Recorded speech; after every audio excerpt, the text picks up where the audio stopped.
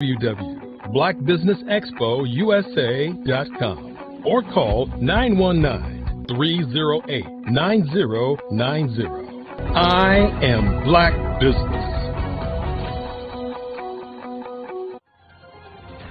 I am Black Business. From the moment I wake until the time I sleep, I am Black Business. I am Black Business. Are you Black Business? I am Black Business. Do you support Black businesses?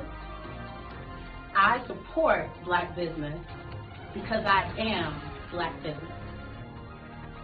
Black Business Expo, one of the largest business showcases in the history of Black America in North Carolina.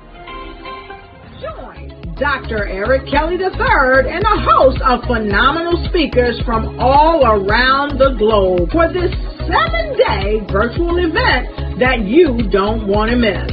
The mission of the Black Business Expo is to raise scholarship money from kids all the way from high school all the way from college. The Black Business Olympics is one of the largest Black business showcases in the world. It is an opportunity for businesses and companies to showcase their businesses globally. We are going to be giving away laptops up to $5,000 away to students. Again, I'm Olivia Appleberry, the founder of 2 Cents Finance and one of the speakers for the expo. I am so excited to see you there. For more info, go to www.blackbusinessexpousa.com or call 919-308-9090 and hope to see you there. I am Black Business. From the moment I wake until the time I sleep. Yes, I am Black Business. I am Black Business. Tell me, are you Black Business? I am Black Business. Do you support Black businesses? Listen, I support Black business because I am Black Business. Black Business Expo, one of the largest business showcases in the history of Black business in the world.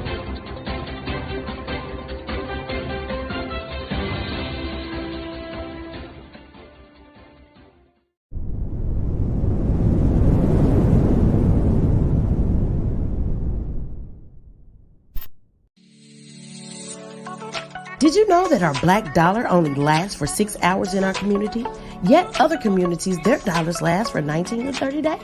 The Black Wall Street Nation. Black Wall Street Nation. Yes, that's why we created the Black Wall Street Nation. Black Wall Street Nation is a centralized directory available to all Black businesses across the world.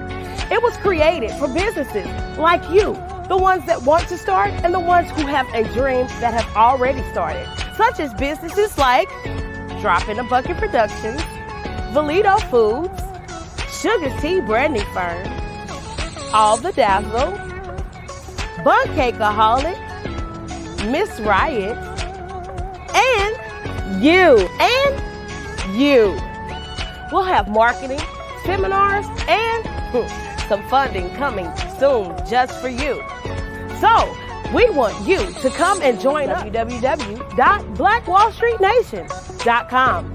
See you there.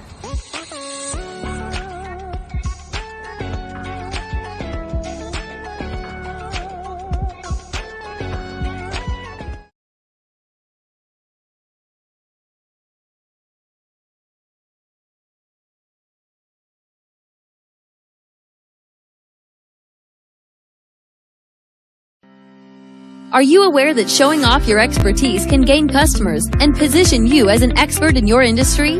Consumers need confidence to purchase, so let us showcase your knowledge by interviewing you for a 3 to 5 minute video. We'll position you as an industry expert with a customized interview style video, and for a limited time, we'll cover all production costs. Click this ad or call now for all the information. You'll want to experience the same 5-star service our customers love. So take advantage of this one-time offer. Click this ad or contact us now.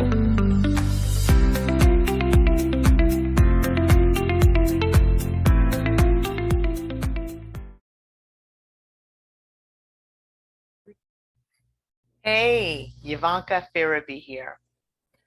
I'm the founder and executive director of Beyond the Shackles. We're a nonprofit that instills hope in the incarcerated, disenfranchised, and their families. But we don't stop there, because what we know is that you don't have to spend one day behind physical bars to be in shackles in your heart and your mind. And we help people to rise up. What is my genius?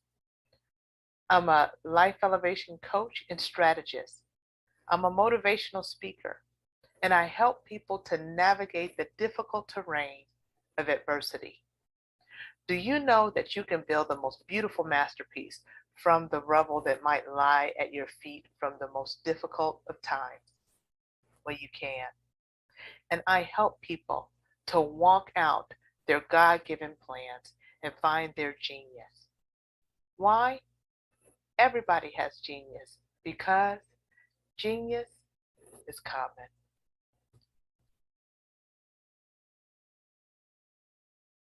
Hey guys, my name is Caden. I'm the CEO of Caden Teaches, and my genius is teaching kids about financial literacy. Throughout my financial products, such as my financial flashcards, my activity book, and my newest project, my financial bus, which I bought. And on the bus, it has a mock bank where kids will learn how to deposit and withdraw money, a mock grocery store where kids will be able to learn how to have a family budget, and a mock stock exchange where kids will even be able to learn how to invest in stocks. Now, I decided to start teaching kids about financial literacy because I find that most kids graduate high school without even knowing the basics about financial literacy. And I feel if I were to teach kids about financial literacy, that I would be able to help kids tap into their genius.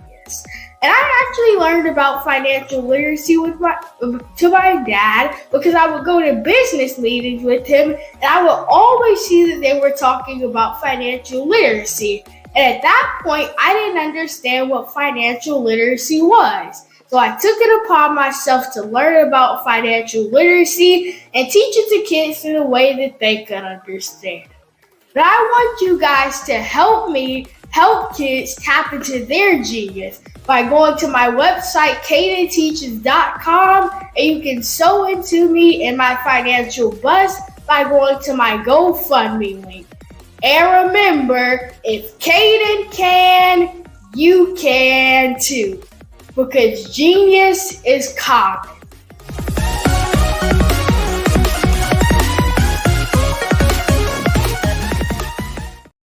I'm Kennedy Harris. My genius is being an entrepreneur. I'm the CEO of K-Lock, a company where I develop my very own line of kids supplements. I currently market my multivitamin for kids to help combat weak immunity. During the pandemic, research has shown that having a strong immune system is key to fighting off disease. My vitamins are for kids, but adults can benefit from them as well. I'm adding a proprietary blend to my supplement line. I want to create my own blend so that I have a competitive edge in the marketplace. Staying healthy is important to me so that we live longer and have healthier lives. My website is klockproducts.com. That is K-L-O-C-K. Genius is common.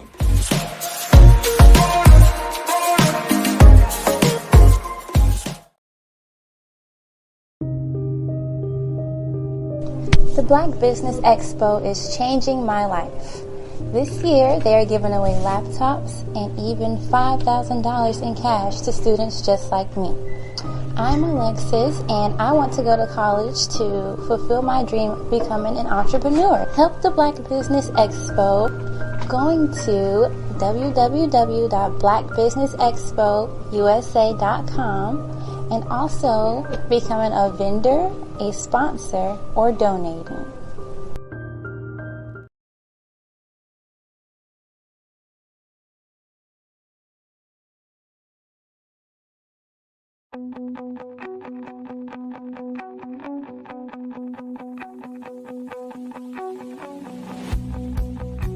I am Black business.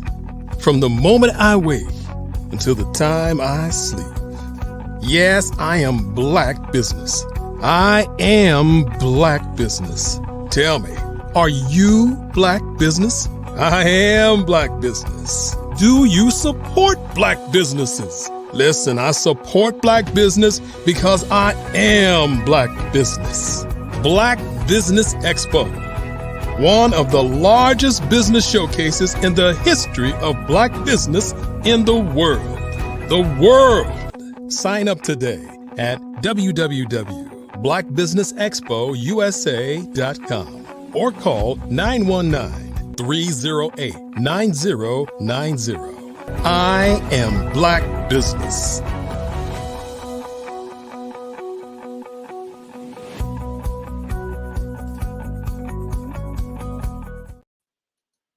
Good afternoon, business owners, entrepreneurs, thought leaders, and corporations. Welcome to the Black Business Network. My name is Grant McGaw, CEO of 5-Star BDM, and I am your business moderator for this afternoon on the Black Business Network. The Black Business Network is a 24-hour business network showcasing Black businesses, business owners, entrepreneurs, and thought leaders worldwide. We have speakers from North Carolina, London, the Caribbean, Singapore, Africa, Japan, and cities all over the United States. The Black Business Network is a global community sharing its business knowledge to empower, inspire, and educate businesses about business. And joining us is a visionary at the intersection of education and technology, Dr. Curtis B. Charles, a distinguished education impact reflective practitioner and the Dean of Academic Affairs at the University of the West Indies Five Islands campus. An MIT certified data scientist, Dr. Charles has been at the forefront of integrating artificial intelligence and data science into higher education, shaping the future of learning and teaching. Dr. Charles brings over 15 years of experience in transforming educational landscapes through innovative use of technology. His work in predictive analytics, machine learning, and AI has not only revolutionized student outcomes in enrollment and retention, but has also propelled his institution to the cutting edge of the digital era. So, we are honored to have Dr. Charles back with us to share some insights on how technology is reshaping education, especially in the Caribbean. I bring to you Dr. Charles. And how are you, sir? Nice to meet you. We get to meet again. You are fantastic. You were a guest on my podcast about 3 months ago. It was such a revolutionary piece of conversation. So many people were resonating with what you were saying because we are on the cusp, as you define, of this fifth industrial revolution. Yes. I know you were just on the show, but I want you to really hone in on what this impact is on our society. Yes, thank you so much. So first of all, the fourth industrial revolution, as I mentioned just now, is a convergence of physical, biological, and cyber systems. The fourth industrial revolution is characterized with artificial intelligence, machine learning, Internet of Things, big data analytics, cloud computing, sensors, biometrics. What the fifth industrial revolution is how do humans interrelate with those fourth industrial revolution technologies. So it is important for us, one, if we are not aware of what the fourth industrial revolution is, that we become quickly knowledgeable of what the fourth industrial revolution is. Because any business thinking about moving internationally, you might be unaware of what the fourth industrial revolution is, and you may want to expand into Africa that might be progressive, some part of Africa that might be progressive, that's talking the language of the fourth industrial revolution. If you can't speak that language, you wouldn't be able to do business with them. So you have to understand what's the impact of Internet of Things, what's the impact of sensors, what's the impact on machine learning, artificial intelligence, on as I like to call it, pulling from the military, how could these things be a force multiplier to improve your business and give you that competitive edge? So really, fifth industrial revolution is important for us, but we have to understand the fourth industrial revolution. Because we're almost on the sunset of the fourth industrial revolution, moving into the fifth industrial revolution. So we have to become aware of the fourth in order to embrace the fifth.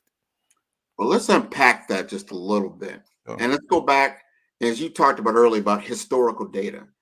Now that's data. Let's talk about the history of people of African descent. We're going to call it the diaspora, and their engagement with the technology over the last, just to say over the last 25 years. Yeah. And that's, I feel that we have been behind in certain areas.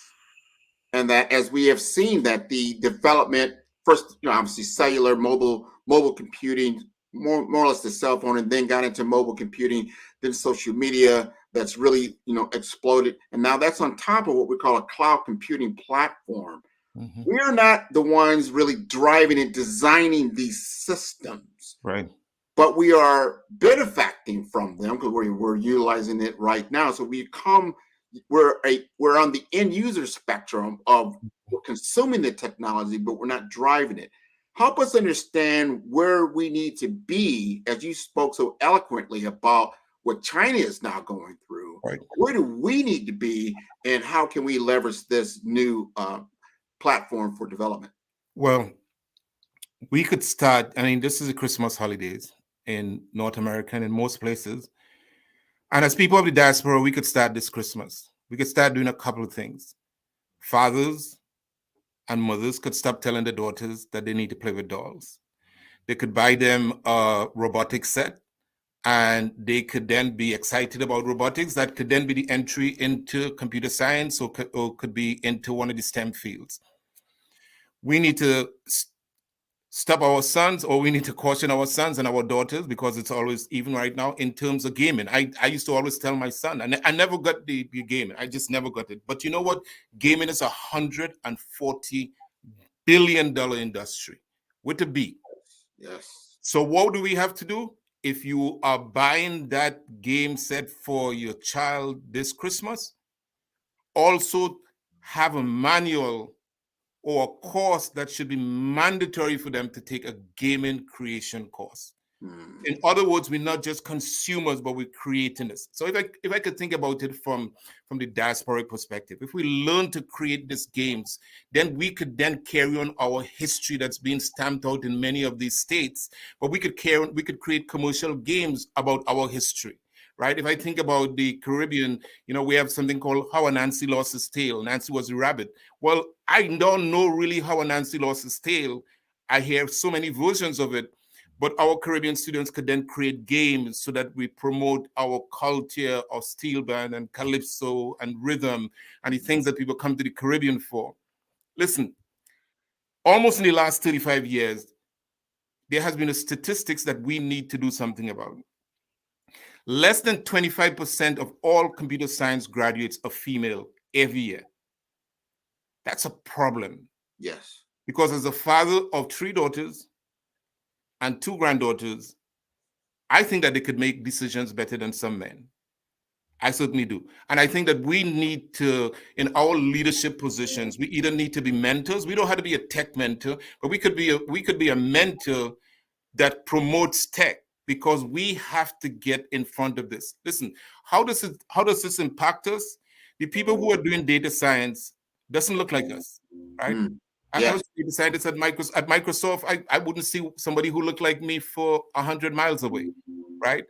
But yet, when we think about face recognition, it's built-in bias, because the people who are designing face recognition system already have a bias against brown people. The reality is that unless we could develop this, and this is why I like what it is we're doing in the Caribbean. Look, University of West Indies that I mentioned is a 50,000 system. We are the 4th campus. We started in 2019 with 174 students, and we're the smallest. But most of the campuses started with 19, 15 students 75, 60 years ago. We have a 350% increase in student population over the last 3.5 years. we're exploding. But what we have decided to do is, instead of the campus in Jamaica focusing on medicine and the campus in Barbados focusing on law, and in Trinidad engineering, we have decided we're going to focus on artificial intelligence. Because I want us to be able to say, look, if a student is in the School of Business, that student should come to the School of Science, Computing, and Artificial Intelligence, which, by the way, is the only such school, not only in the Caribbean, but in Latin America. There is no School of Science, Computing, and Artificial Intelligence that's in the Caribbean and in the region.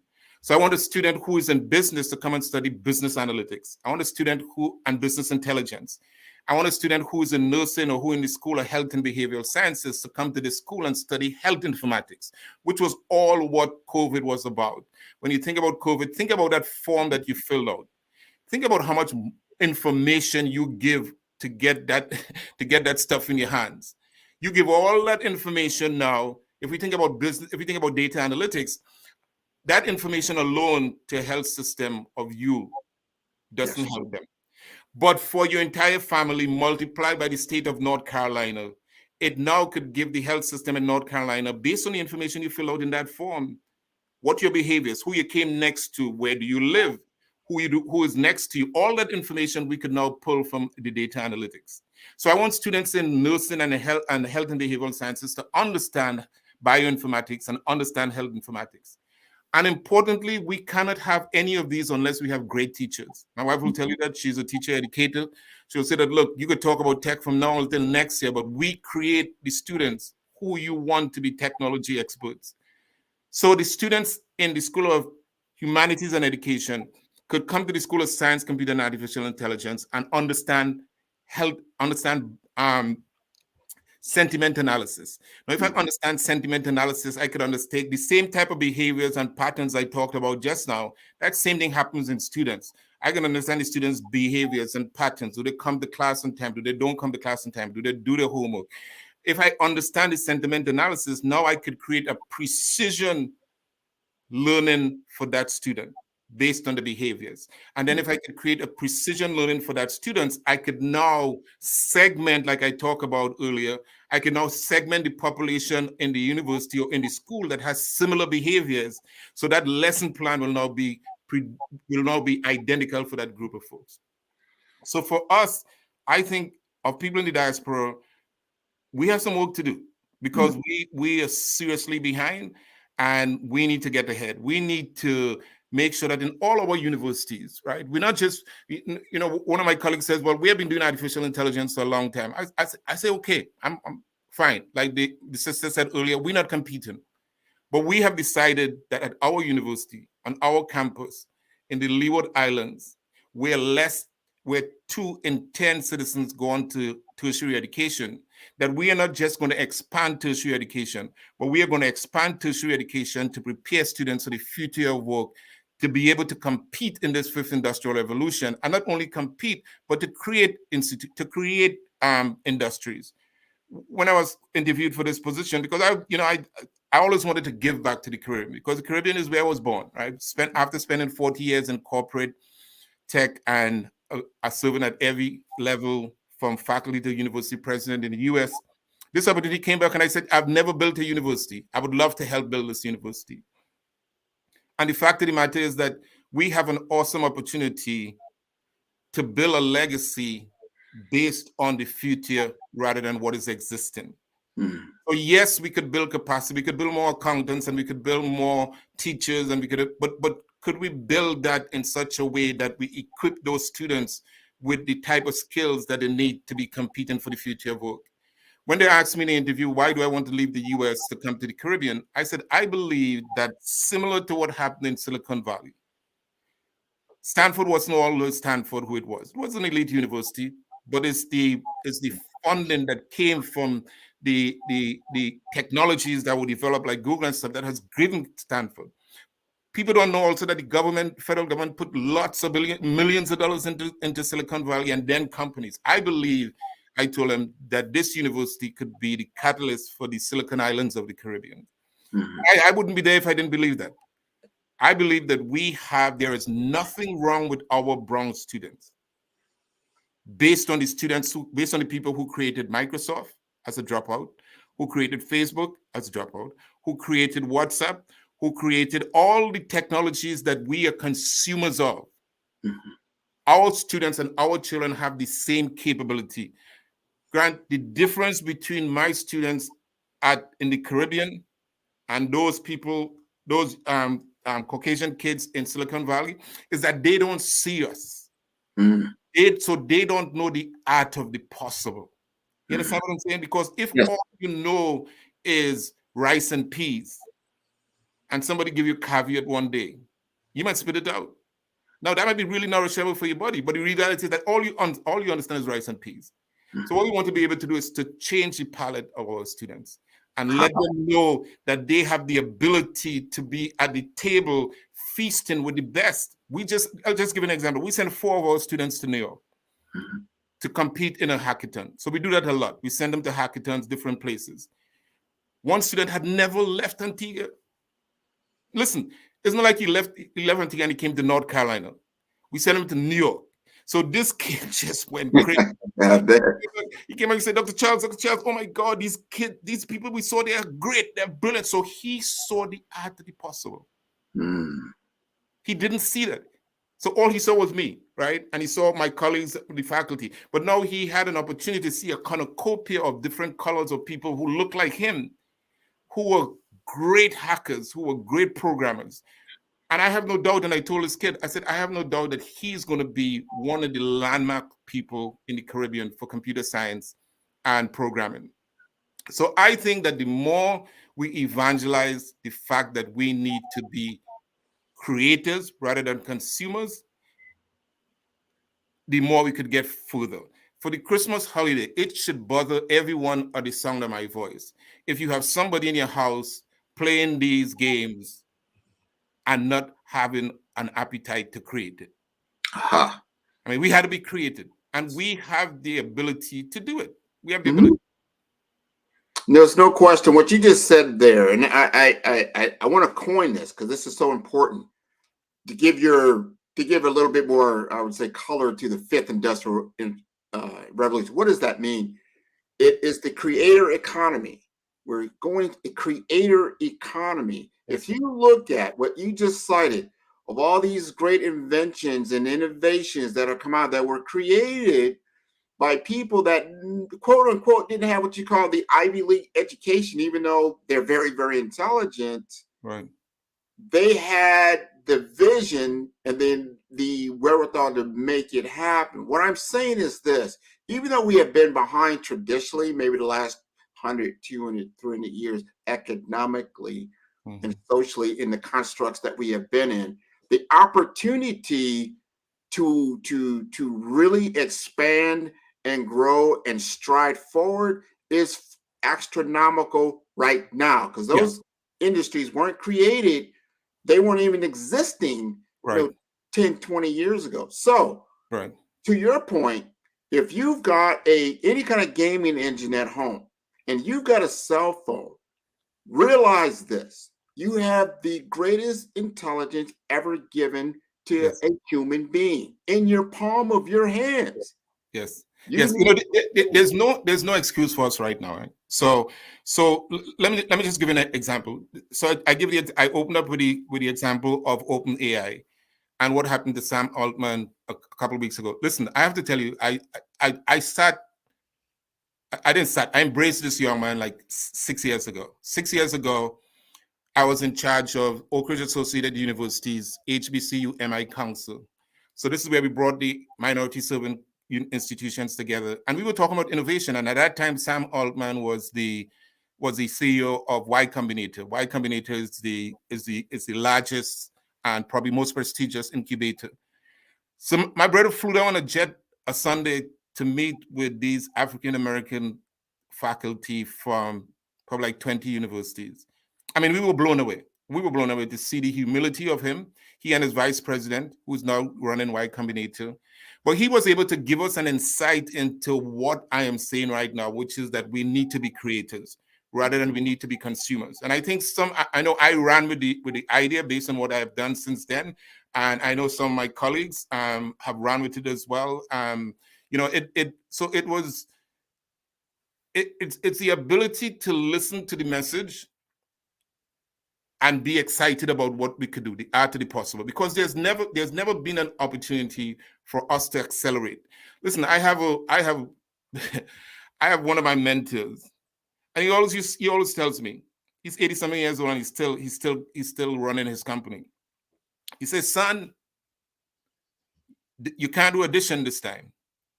You got to do multiplication. And if you do multiplication, try to exponentially do that as well. You know, he always uses this reference, you know, this African proverb is that if you want to go fast, go alone. Yeah. If you want to go far, go with others. So I think the other message of how we could do this is not only to accelerate, because we can't accelerate alone, right?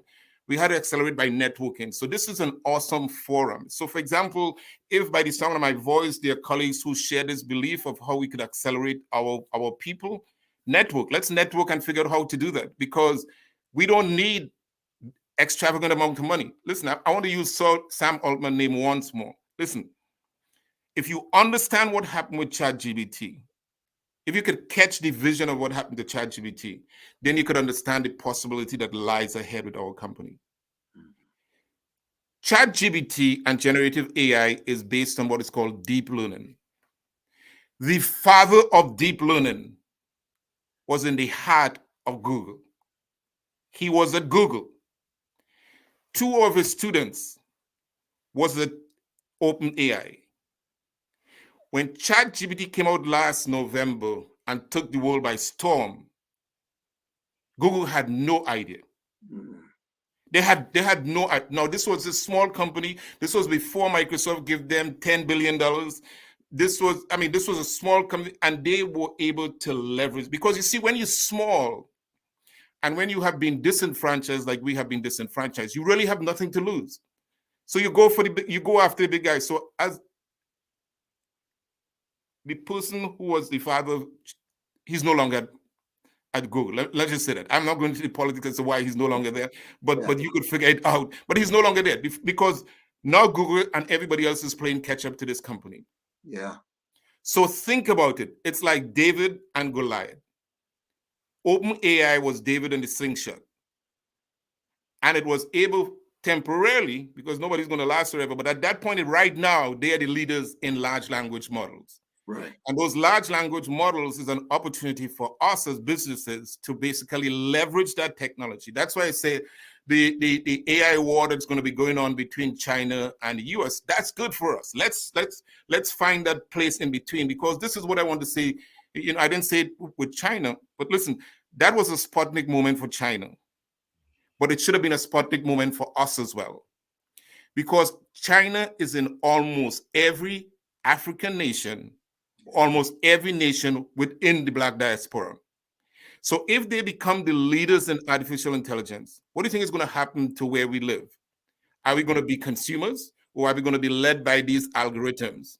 So that should be a motivation for us within the diaspora to wake up and understand that, look, we have to be leaders in this, because it is going to dominate us if we're not.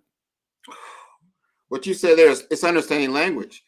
Yeah. You've got to understand the language and how it works to a certain degree to leverage it, as you stated. Yeah. You don't necessarily have to understand exactly how a cell phone works, but you do need to understand how to use it. Right. You need to understand how to use AI with HI, that's human intelligence. Right. The more we understand, and I know this is where I figure, for my lens, where this is going to play very, very well in our world. Yeah. In the other world, they're very, very good in analytics, very, very good at analytics. However, they have not been as well as what I call in the creative part of your mind. Mm-hmm. In the creative part of your mind, it's a little bit, it's not just ones and zeros. It's the creative. It's that plus factor. It's the imaginative factor. And then that's the leading edge of the cause and effect model in HI and AI, right? So the more that you can then influence the AI, the greater your creativity is going to be. Yeah, but let me build on that a little bit, as you said it, because the HI piece, right? The HI piece that taps into the creativity starts with the question, right? So we always say in research that you have to know what question to ask, right? The reason why I think this is an awesome time for Black businesses is because we need to ask the right questions of our business, right? So I urge everybody here to log on to one of those free large language models, whether it's ChatGPT or Brad or whatever it is, and just ask a question. Just ask a question about your business. Is my business going to survive? What products? Put an inventory of the type of business that you do. What are the services? And then ask ChatGPT or one of these large language models, how competitive could I be in Africa? How competitive could I be in the Caribbean? So it is now at your fingertips, and it's actually you don't even have to do that. You could ask it right now with the paid version of ChatGPT, which is $20 a month, and I have no stocks in it because they don't have stocks. You could ask it. So you could now ask it, this is the description of my business. Tell me whether I could be successful in X, Y, and Z. So the creativity part that meets the AI, the bridge between it is asking the right questions. What question do you want to know about your business that will allow you to be successful? And I will bet anybody, if you do this exercise that I'm saying, you wouldn't live without one of these large language models. Yeah. You just wouldn't. Now, the reality is that you still are the subject matter experts. So sometimes they say you give you back wrong answers or right answers, but it gives you a starting point. And then you as a human intelligence will then kick in with the AI and be able to differentiate what is right and what is wrong. But it gives you an answer. So just put in a description, or just put your business plan, copy and paste your business plan. You don't even have to copy and paste your business plan. You could attach your business plan. Attach your business plan into ChatGPT and ask ChatGPT, first of all, give you a sentiment analysis. Yes. The sentiment analysis is going to tell you what's the nature of your business plan. And then ask it from that, what markets could I enter? What new markets could I enter? So listen, if you think about what I just said, we used to have to pay a consultant to do that, right? Right now, at your fingertips on your cell phone or your computer, you could now ask that question based on the business plan. Let's suppose you don't have a business plan. You could now sit down if you're starting a new business and said, these are the ideas I have. Please give me a draft business plan based on these ideas. And with a few seconds, you have a starting point. For few seconds. Speed to market. Love it. That is the killer.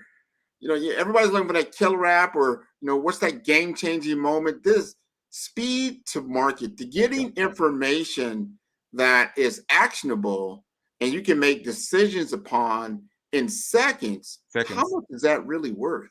Yeah. Well, the thing about it is, so if you think about the example I gave with Jeopardy earlier, where Watson beat Jeopardy, right? So Watson had the access to huge amounts of data, right? Zillions amount of data, which is the same thing that they train these large language model on all these data sets. So by the time you ask your question, it's searching within seconds the algorithms, all that volume of data set based on what you have. So one of the things I would normally say is use your knowledge to respond to X, Y, and Z. Or I'll say, search the internet for X, Y, and Z. It might come back and say, well, I can't access that URL right now, or I can't access this. And then I begin to ask a different question. So the ultimate is that you need to know what to ask. This is not magical. This is your business. You know your business, right? It's like I said just now with recommendation system. If you know your business, you could say, what future markets or what future products I could go into. If these are my list of business opportunities I have right now, is it going to be successful in 5 years? Is it going to be successful in 2 years? If it's not going to be successful, could you tell me what I need to do? And it begins to put you on a path that you could now massage it and ask more questions. I mean, I spend most of my days on the large language model, because large language models was something that Microsoft had begun working on when I was there. And that is why I think Microsoft has been the largest investor in OpenAI, because I think both of the, I had to give Microsoft props. I think Satya Nadella is probably one of the most brilliant and innovative leaders. And I think one of the reasons he is, and one of the reasons he's different to most Silicon Valley, is his humility. I think you had to be humble as a tech leader, because it's so dangerous to understand, to listen to your own press, right? So and I think it's humility is important. So I think with us, with humility, networking, and being able to ask the right questions, being able to bring that HI with AI, I think it's going to be important for our success. No, without question, we have the opportunity is in front of us. We have to take the mantle. Do not be intimidated. Yeah. By the some of the technical language, things that are say, hey, this is way above my head. No, they've got the technology down, coding down to where you can just speak what you want and it'll create it for you. Where before, you needed to be, very, very well versed in some of these scripts, like Python, Java, and these other things. I wanted to ask you this, because of now you are an educator, you now see what this capability of AI is. How is this going to impact curriculum at the university level? Yes, I think that's interesting, because I think one, again, and let me talk a little bit for HBCUs. I think it's a huge opportunity for HBCUs, but it is only going to be an opportunity if HBCUs have the right type of leadership, and if HBCUs seize the opportunity. Because whether it's HBCUs or traditional other universities, you have to release, right? As I said, you have to open your hands in order to receive, right? So you have to be willing to let go of what the current situation is and re-examine what your academic programs are. So most universities go through an evaluation of their academic programs biannually.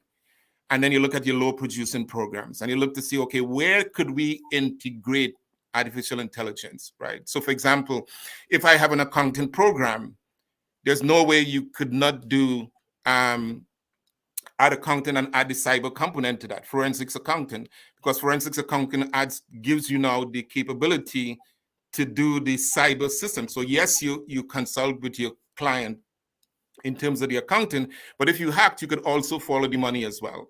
If you're doing medicine, I was on a panel with 4 doctors, and I was talking about the impact of artificial intelligence on the healthcare field, which is going rampant. And this doctor was saying he can't understand why we are graduating doctors without understanding the impact of artificial intelligence. We have a young Jamaican doctor in Antigua and Barbuda here that's looking at the impact of artificial intelligence on cervical cancer, right? How could we prevent cervical cancer? Non-communicable diseases. How could we prevent non-communicable diseases? We are starting a new program next year. I think it's the first of its kind, called generative pharmacy. So what's generative pharmacy? Generative pharmacy is to be able to use artificial intelligence and machine learning to create new types of drugs, to create new types of patient care. So if we think about something that seems to be taboo in the Caribbean, or most places, marijuana. Marijuana has about 100 plus elements that we could experiment with without having human trials. So now you're using artificial intelligence and machine learning on your trials, whether that on the human trials. It happens quicker. And one example I like to give everyone with the generative pharmacy is that if you think that artificial intelligence wasn't involved in creating a vaccination within 2 years for COVID virus, then you're sleeping under a rock, because they were able to then look at large amounts of data of everybody that's doing research in areas related to this, get deep insights into those areas and see which one would be closest in terms of doing the trial. Without human trials, we have the ability to do that. So the discovery of that has really turned the development of drugs upside down. So what I wanted to do is to say, okay, we could start a pharmacy program because we need pharmacists. But if we do generative pharmacy, we could also start a new industry, because there are a lot of Caribbean local medications that now we could use algorithm and data science on to develop our own industry. So now we are developing, instead of pharmacists who come out and just serve, we people who could create those drugs and build the industries. So we have lots of opportunities, but we have to be able, as education institutions, we have to be able to look at the future. We can't just say, okay, these are the products. But I think more importantly is that you need to know where the time you're in. For example, our university was founded in 2019. 2019 was in the midst of the 4th Industrial Revolution. It would have been crazy to just embrace programs that existed 60 years ago. without thinking about how those programs could be impacted by the fourth industrial revolution. So for us, we want to make sure that every student, as they come to our institution, could graduate data literate. So with a mission like that, then you're thinking about how these different fields could be impacted. You don't want to have a university, or you don't want to have the School of Science, Computing, and Artificial Intelligence to be the only school. I obviously would like it to be much larger and have much more Caribbean people coming, because the reality is that we could be an oasis for the diaspora. I mean, coming to Antigua and Barbuda and understanding that this is an area that you could study this artificial intelligence, and you could then impact where you come from. You know, when I was asked to design the School of Science, Computing, and Artificial Intelligence, I never thought it was going to be face-to-face. I thought it was going to be a platform where we could access lecturers from every part of the world, so that our students in the Caribbean are not landlocked. That's the other thing we have to drop as educators. We want everybody to be in the same place. Well, COVID taught us that that doesn't necessarily have to happen.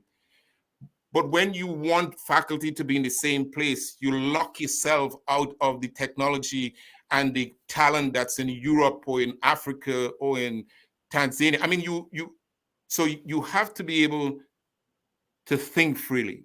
And I think you have to have different type of leadership. I think this area, every area calls for leadership of its kind. We can't have leadership of 20 or 30 years ago leading our institutions in an age of the fifth industrial revolution. We have to think about what are the type of leaders we need for this time, and are we willing to make those changes? We have to be willing to make those changes. I think it's an awesome opportunity for our institutions in the Caribbean, but I think for HBCUs who have been struggling and who have been underfunded, artificial intelligence represents a force multiplier for our institutions to go forward. But they have to be willing to embrace it. Yeah, they've got, well, I think the society, the impact, the technological engine, that the locomotive, I would call it, let's stream through. You know, you can't, when you see the train coming out, you know, in the early 1900s, and you're still, you know, looking at, you know, the plow and the buggy. Yeah. You know, you've got to really look at where we're at. I want you to we got a few minutes left. Tell us about, you've got something coming up in the summer that is a summit that I think we need to understand, to get an opportunity for people to engage. Tell us more about that. So next July the 8th to the 10th, our University of West Indies 5 Island campus in Antigua and Barbuda going to hold the region's first artificial intelligence research conference. It's the first of its kind within the region, I think in Latin America as well as the Caribbean. And what we did originally is to say, okay, how do we reimagine the digital transformation of the Caribbean in an age of generative AI and the fifth industrial revolution? We can't continue saying that the Caribbean is going to be the way it is. We have to have new leaders, but we need to understand the area and where we're in. So the first thing we said is that let's look at people in the diaspora. So we're open, this is open to especially folks in the diaspora. And we said, who are the leaders in artificial intelligence? And would they be interested in continuing this work with the after the conference is completed? And we found Caribbean leaders all over in almost every major companies. So we invited them, and the idea is to have 200 plus people. We're looking at probably Sandals Resort in Antigua and Barbuda, which is beautiful. And we're going to be talking about the impact of artificial intelligence on climate change, on pandemics, on health disparity, on almost all the major challenges we have in the Caribbean. We want to bring thought leaders from all over the world to talk about this and help us build that capacity. But the University of the West Indies is involved with something called the Revenue Revolution as well.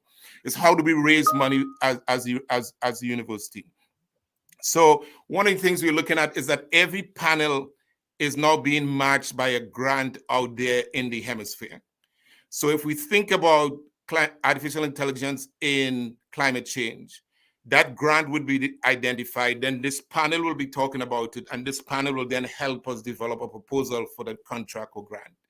So we're thinking about taking this thing not only just to sit down and talk and find solutions, but how do we fund the solutions that come out of it?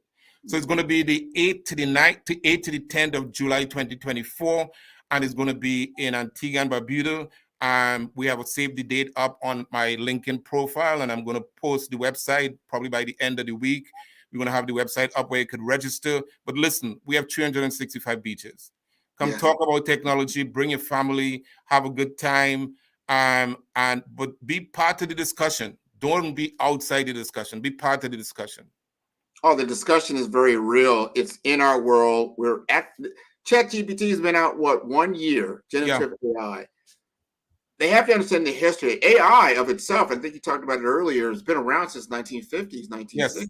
Yes. It's now because of the capability of cloud computing that's united the world, plus cloud computing plus internet equals AI. You have the opportunity for an AI engine.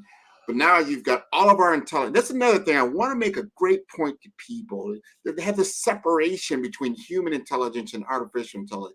Artificial intelligence, as you stated, is historical data for the most part. Yeah.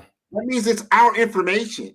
Right. It's our collective information on a worldwide scale, on a humankind scale. So now you have, let's just say, 1,000 years of human intelligence and human experience all in one collective that each and every one of us can now tap into. That's never before happened. Right. It's never before been able to. And to your other point, that same Fortune 500 company, that all those resources like your Googles, your Microsoft, guess what? They're utilizing the same pool of intelligence that you now have at your fingertips. Yes.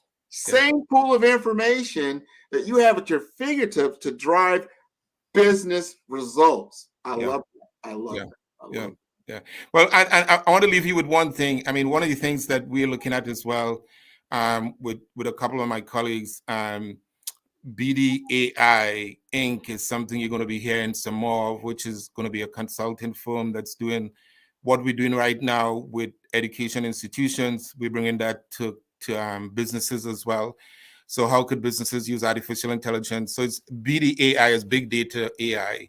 How could we leverage our big data AI and in terms of different aspects of your company? And really what we're looking at is actuarial science and data science. How could we marry actuarial science and data science, which is two elements that's important with money and data and insurance that we're going to be looking at. So stay tuned. Oh, man, this has been wonderful. Thank you for your time today, Dr. Charles. This has been wonderful, wonderful. You know, genius is common, and I'll see you on the other side. Wonderful. That was fantastic. I want everybody to know that the Black Business Expo's mission is to raise funds for high school seniors going to college or K-12 entrepreneurs. This expo is a fundraiser for students. You may go to www.blackbusinessexpousa.com to donate to the scholarship fund or use the Cash App that's on the screen below. That's $BBXUSA. Our goal is to give laptops and up to $5,000 to 10 students. Students can register online at www.blackbusinessexpousa.com. Every dollar counts. So we want to remind you to donate to the scholarship fund. And we want to thank our Black Business Expo USA sponsors for November 2023. NC100, Moody Capital Partners, Suede Soul, Lotus Rocher Coaching and Training, Carolina, Virginia Minority Supplier Development Council, Step Management, Barbara H. Smith, LLC, The Hello LLC, 5-Star BDM, BBM Media, Margie McLean Foundation Incorporated, Genius is Common, Earth Essentials, Milani Shani Global, Executive Women's Success Institute, The Quality Coaching Company, Superwoman Business Services, Creative Force Studios, Lee Entertainment, Artistic App Design, Black Business Expo USA. Genius is common, and I'll see you on the other side.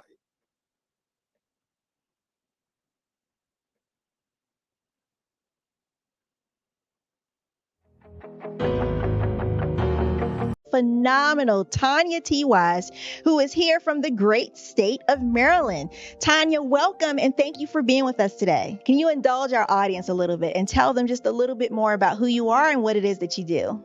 Well, I love being able to talk to people and have a magnetic attitude, being able to just show them. So I always like to say, level up is Coach at Tanya T. Wise here. So can you tell our audience, just give them a teaser about what your presentation will be about? So my philosophy is that we should all be living our dream life. So tomorrow I'm going to talk about how you start living your dream life. What are some of the things that you thought about in your childhood that you just kind of let go and dormant? Wow. And I want to reignite that and just give you some pointers and some tips, some tools, some strategies to be able to start living your best life now. And guess what, Rhonda? And leave an inheritance for your legacy. Oh my goodness. Okay, I know that's resonating with a lot of people. I've heard that you have a dynamic coaching program. Can you tell us a little bit more about that? Absolutely. So our coaching program help people that have the lack of time, that lack strategies, and lack the confidence to go after their dream life. So we help them implement tools, we help them implement strategies, as well as give them resources so that they can live their best life now and leave that inheritance. Wow. Oh, I love that. I love the leave the inheritance part.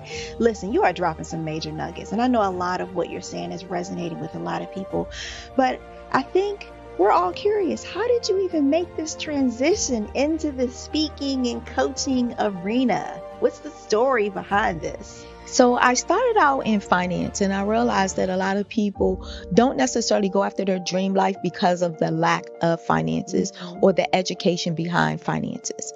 But it wasn't until I lost my firstborn, my only son, that life changed for me.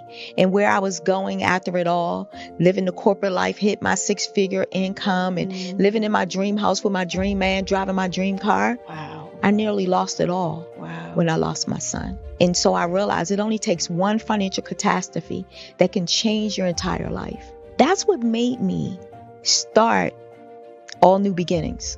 Because no matter what's going on in life, there's a new beginning. And because of that, we develop a program called Wise Minded. My little slogan is, don't just dream it, let's live it. If they want to connect with you or work with you, what is the best ways for them to be able to do that? Well, for my social media guru, you can connect with me on every single social media platform as Tanya T. Wise.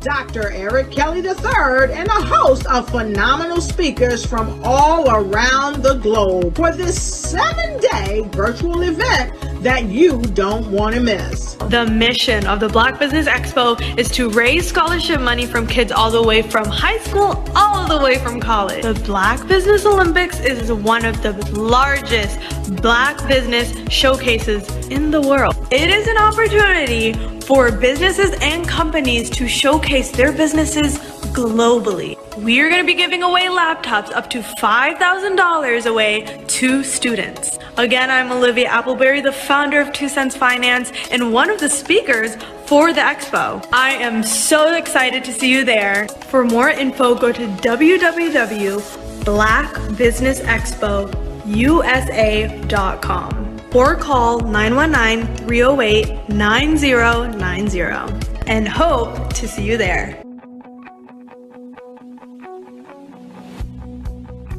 I am Black business. From the moment I wake until the time I sleep. Yes, I am Black business.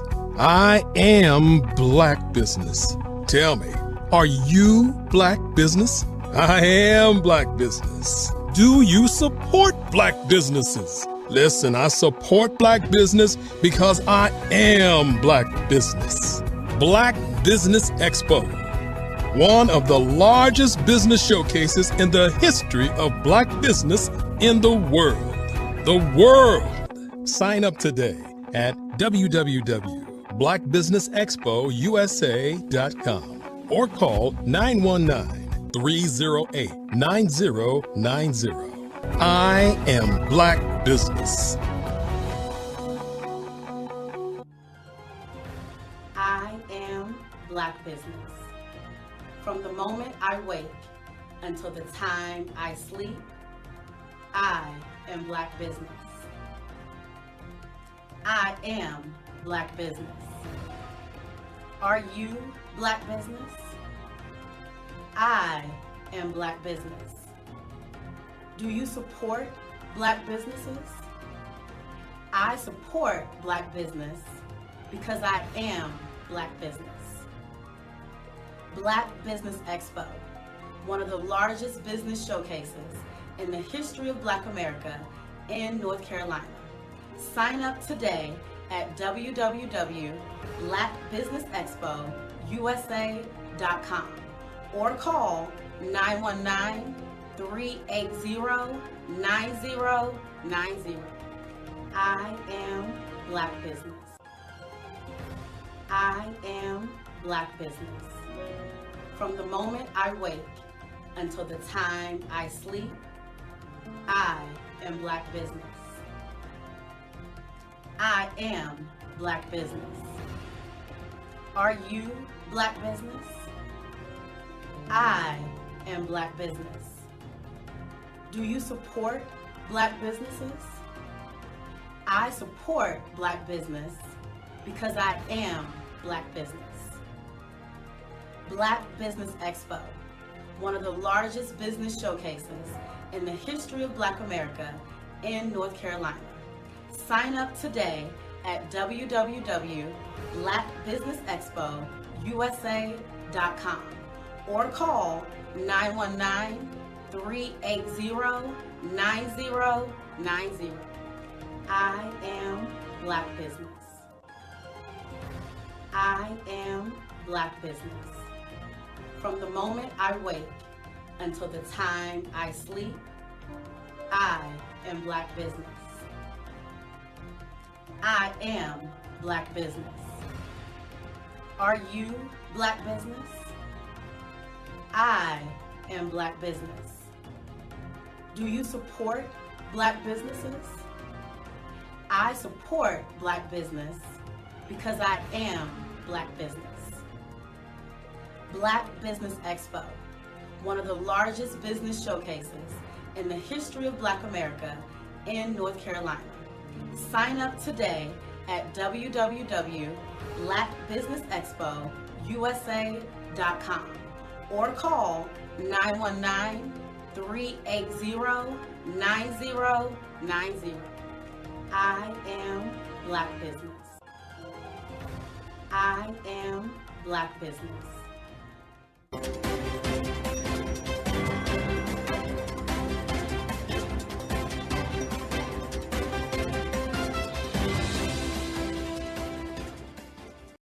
I am from Washington, D.C., but I was raised in Durham, North Carolina. I came to Durham when I was about 5 or 6, and then I traveled back and forth to D.C. because it's where my people are from. One of the unique things about my family is my mother, she's also an artist. She does quilting, and she does a lot of artistic things. And then my son, he draws with both hands, his right hand and his left hand like I do. So that's kind of a family trait. And then my other son, he's a videographer, and my daughter, she works, she's a regional vice president for Sunglasses. When you start out drawing and sketching, you want to continue to explore, you know, each avenue. I do pastels, I do pen and ink, I do painting, I do acrylics. I haven't done oils yet, but I try to do all facets of art. What I say to a lot of times to people is, you know, you can't put yourself in a box when you're an artist. You have to explore. And over the course of my life, I've tried to explore different mediums. I also do sculpture as well. I choose my subjects by the intensity that they have in their faces, or the intensity that somebody is moving, because I do more than portrait drawings. I also do I do abstract, and then I do figurative drawing also. Well, what happened in this particular show is that I started out trying to come up with something that would be a little bit different than what everybody else is doing. So I was working on a Barack Obama show, and they wanted me to do some paintings of Barack. And so what I did was, because of the deadlines, I kind of did it kind of fast. And then I realized when I was doing it fast, I enjoyed it. And so then I started doing other pieces the same way, and I started to enjoy those pieces also. And so I came up with this particular style, and it's a style of lines and colors.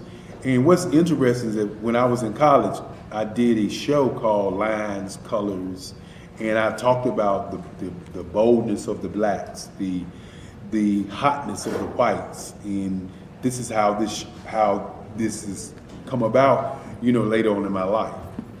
And the colors comes from a lot of the entertainers that I work with, where they wear different colors. They don't wear, your plain reds or your whites. They wear different colors, and so that's also another piece of what's giving me the colors.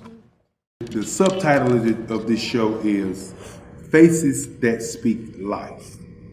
That's real critical.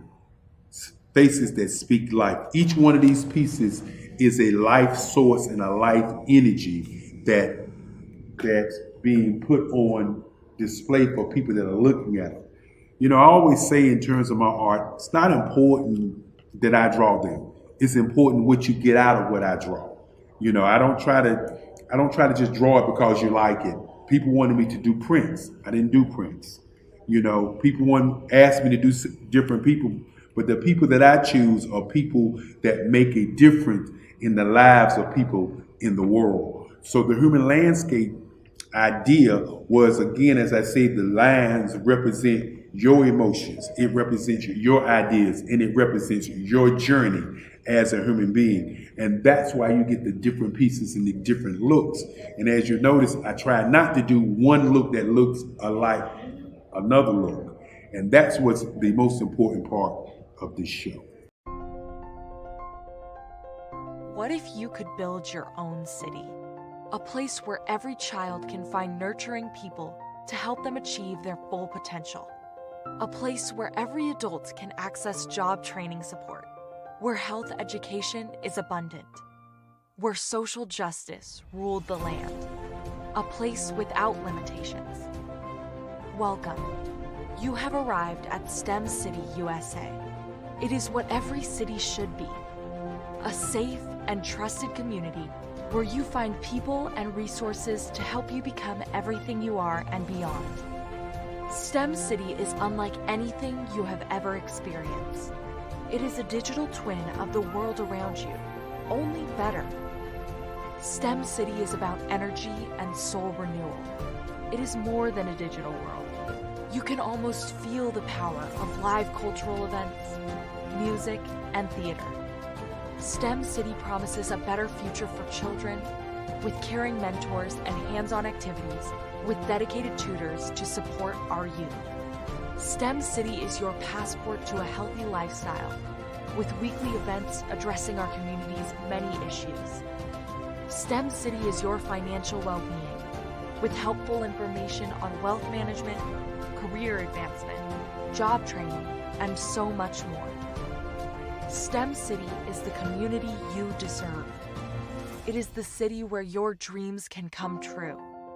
STEM City USA, a place in the sky that is accessible to all who reach for the stars.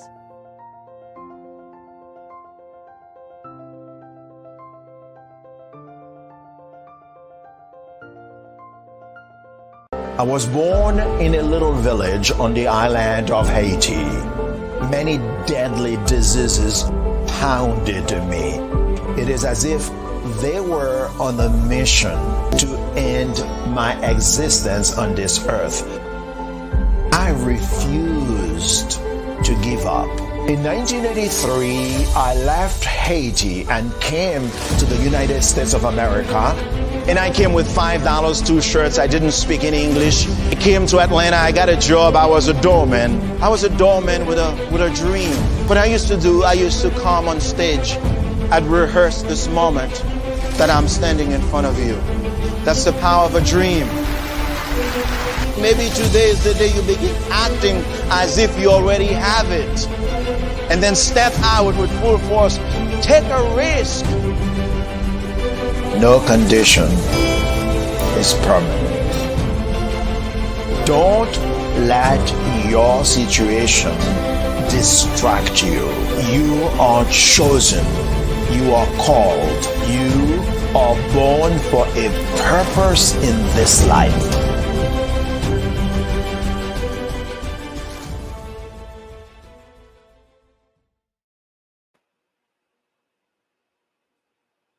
I'm Ramon Ray, founder of Smart Hustle Magazine and smallbiztechnology.com.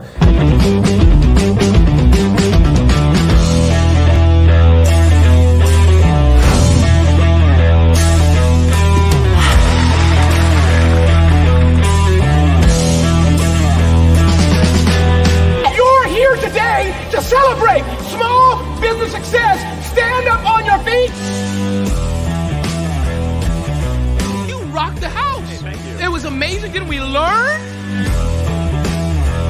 For me, success comes from failure.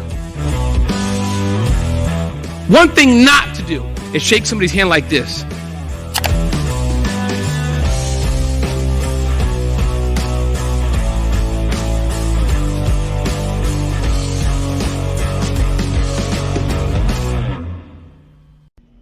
Why do I do what I do? You know, my life coach asked me that a few years ago. And she said, Tony, what's your why? And I told her, and she said, girl, you've already accomplished that. Perhaps you need a new why. Hi, Tony Harris, Amy Hoydu with Say It Said Marketing, one of your students. And just wanted to say thank you, Tony Harris, for spending so much time with me and giving me that boost in my business that I so drastically needed.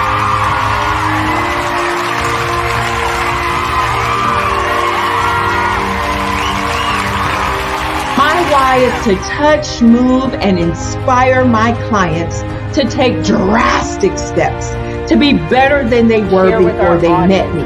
I'm a resource. I'm a connector.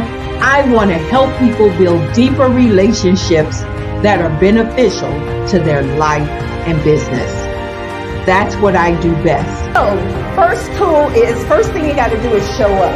And speaking is a way to magnetically attract your ideal client to you. How many of you use social media that way? Absolutely, and this is how you look to the world. Drastic steps are the steps that are needed to be successful. And my business is drastic denotes a mindset. Getting out of your comfort zone.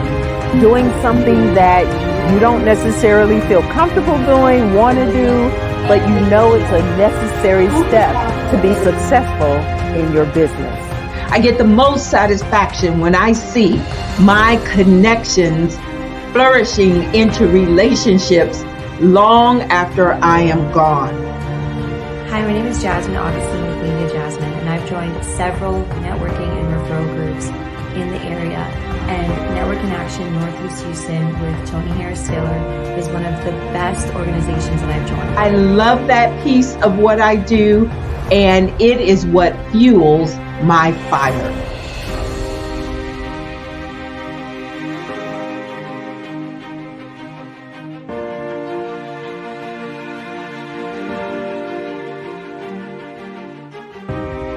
My name is Tony Harris Taylor, saying take a drastic step today for a fantastic tomorrow.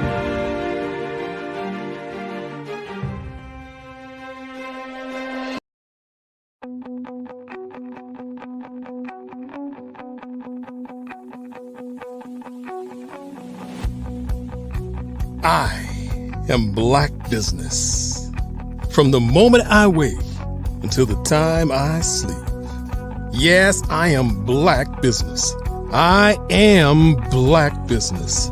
Tell me, are you Black business? I am Black business. Do you support Black businesses? Listen, I support Black business because I am Black business.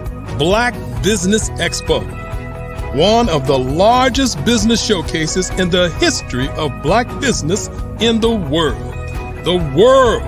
Sign up today at www.blackbusinessexpousa.com or call 919-308-9090. I am Black business.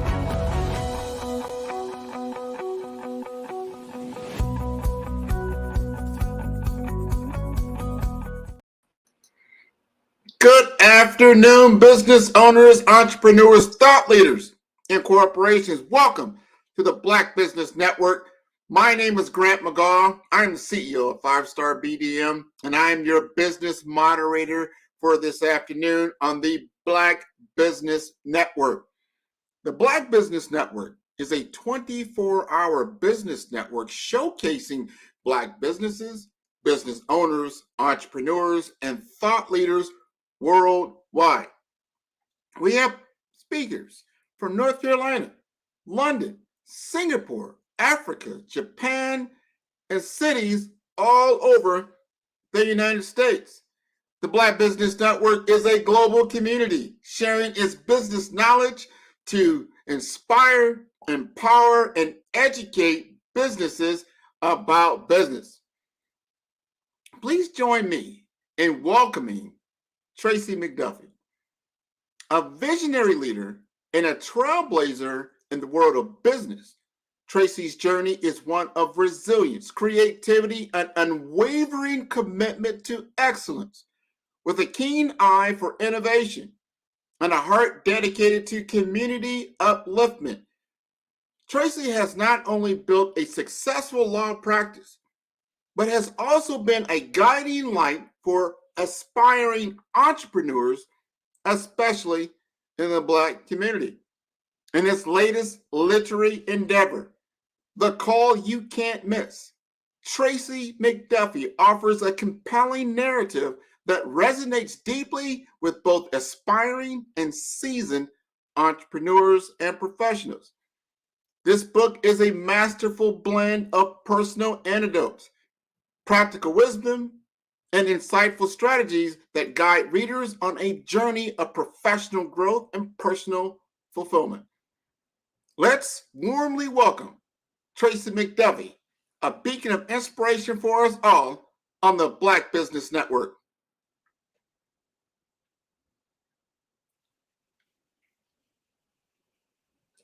There he is.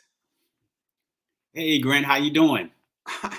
I'm doing so well. So glad you could join us this afternoon. I really appreciate it. I always honor time, and your time is valuable. And the fact that you're spending time with us to impart some wisdom, and your book, wow, a blow-away book.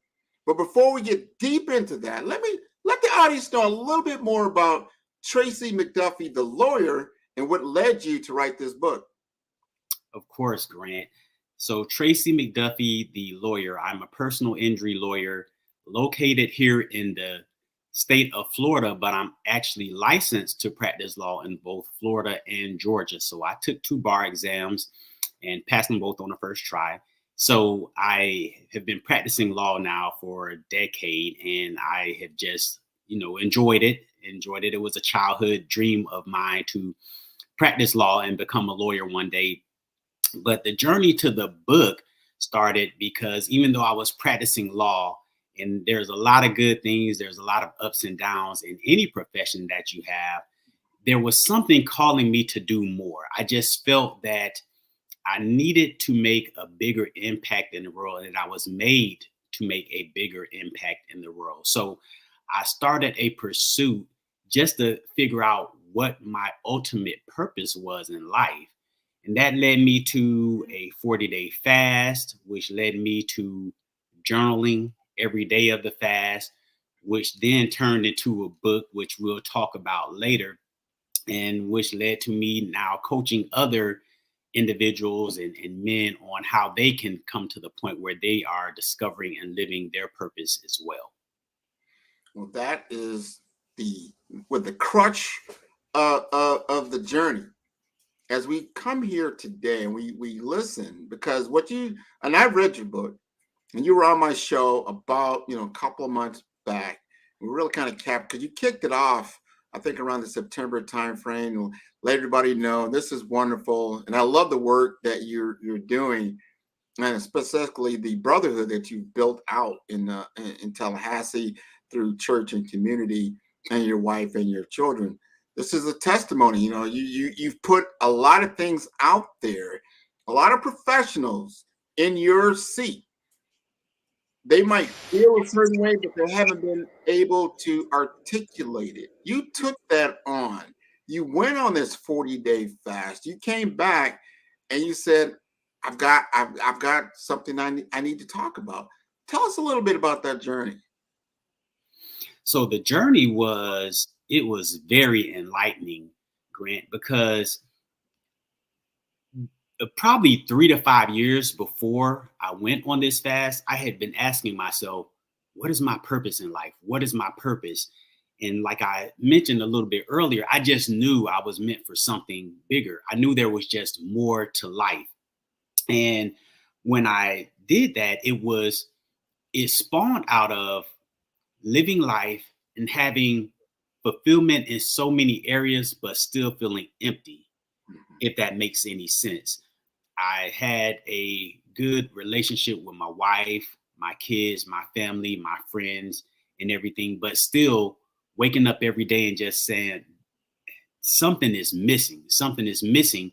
And even being in a great work environment now, still, even though the work itself is cool and the people you work with you might love, I figured it was probably in my profession because that's where I spend most of my time. Sure. So knowing that, I said, okay, I think it's there. That's the part that's probably leaving me a little unfulfilled.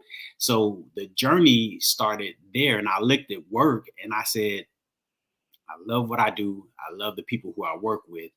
But at the end of the day, I'm doing it more for a paycheck and not because it just drives me to actually do it every day. And I wanted something that when I got out of bed, I just loved to do it. And it got me up, and I was just prepared to go in and tackle the day and love it, not just do it because it pays the bills, which is important when you have a wife and 4 kids, but still I wanted it to be a little more than that. Well, it has been more than that.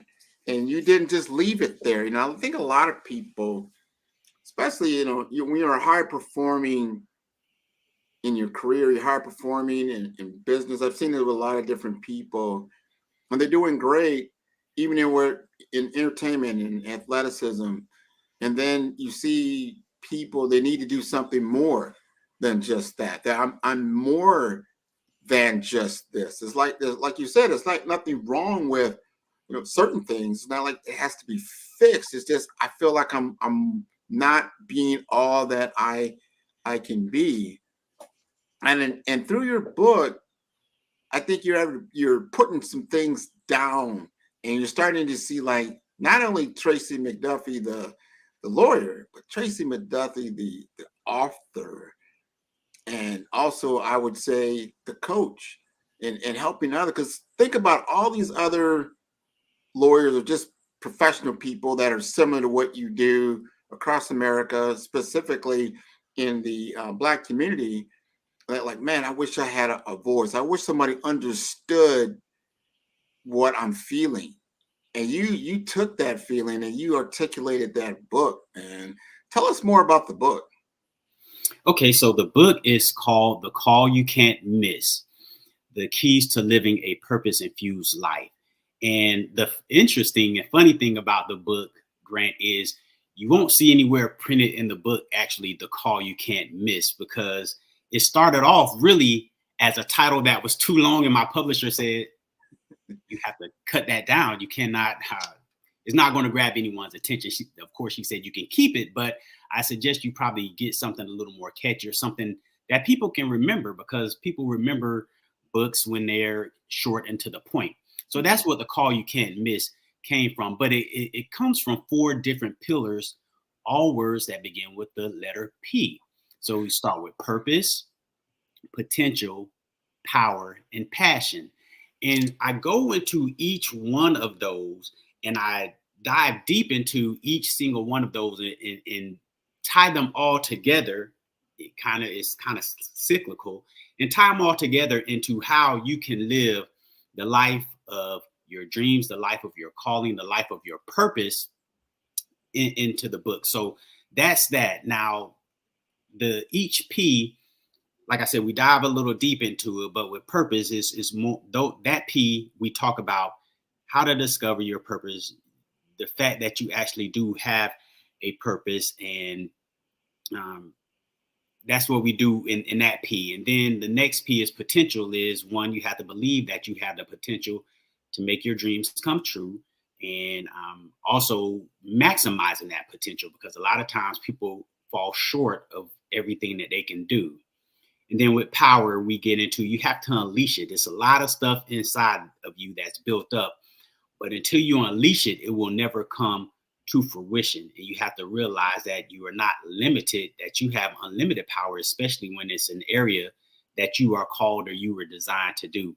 And then I wrap it back around with passion, and how living a life of passion is evident to you, is evident to others. It's easy to identify your passions because it's things that you either spend a lot of time on, or you will do for free, or just do for fun. And how that all kind of ties back into purpose, and it just goes around in a circle. So those are the pillars of the book. Well, the book is definitely very well written, very well rounded. I like the narratives. And I'd like you to talk about your favorite chapter. I know you say, oh, the whole book, and you got your a lot of chapters that are important. But I know that, and the reason I bring this up is that we have an audience out here that's a worldwide audience in the Black diaspora. Knowing what you know about the Black community, what message do you want to speak to us that really resonates in one of the chapters of your book?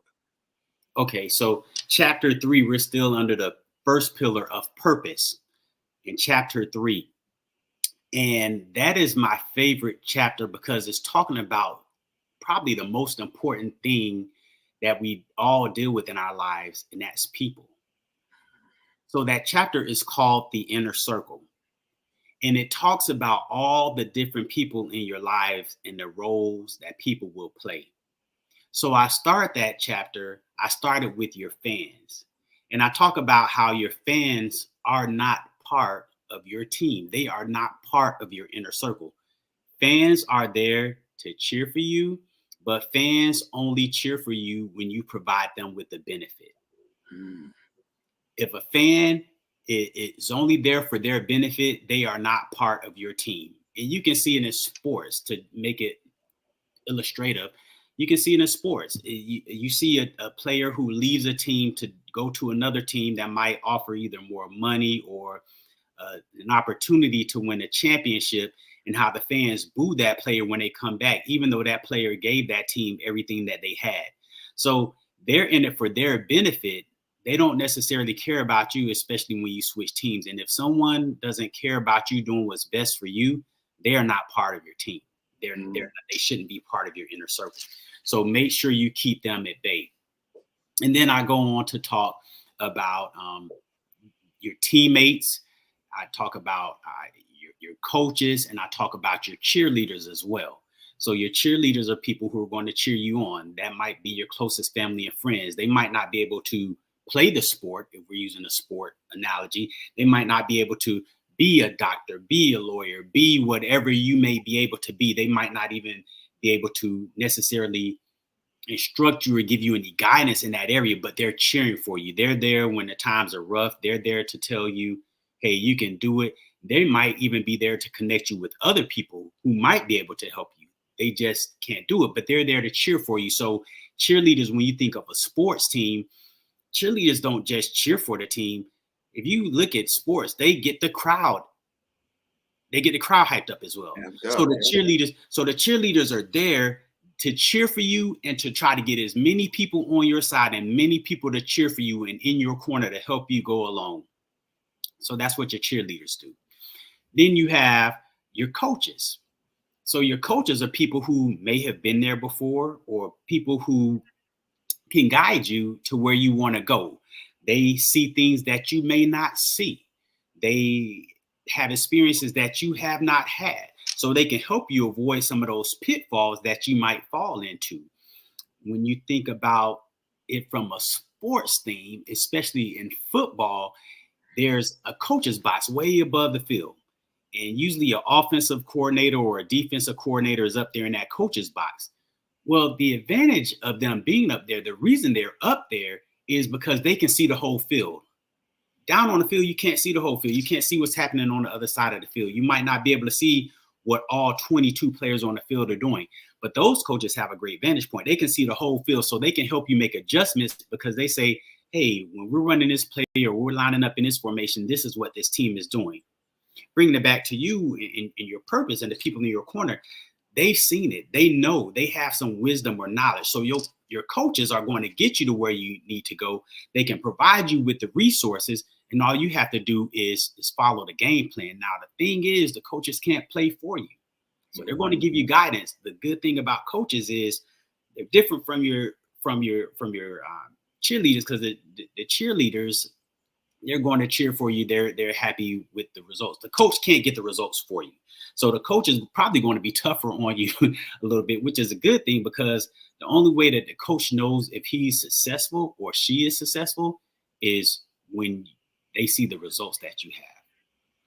So that's the coaches. And then finally, you have your teammates.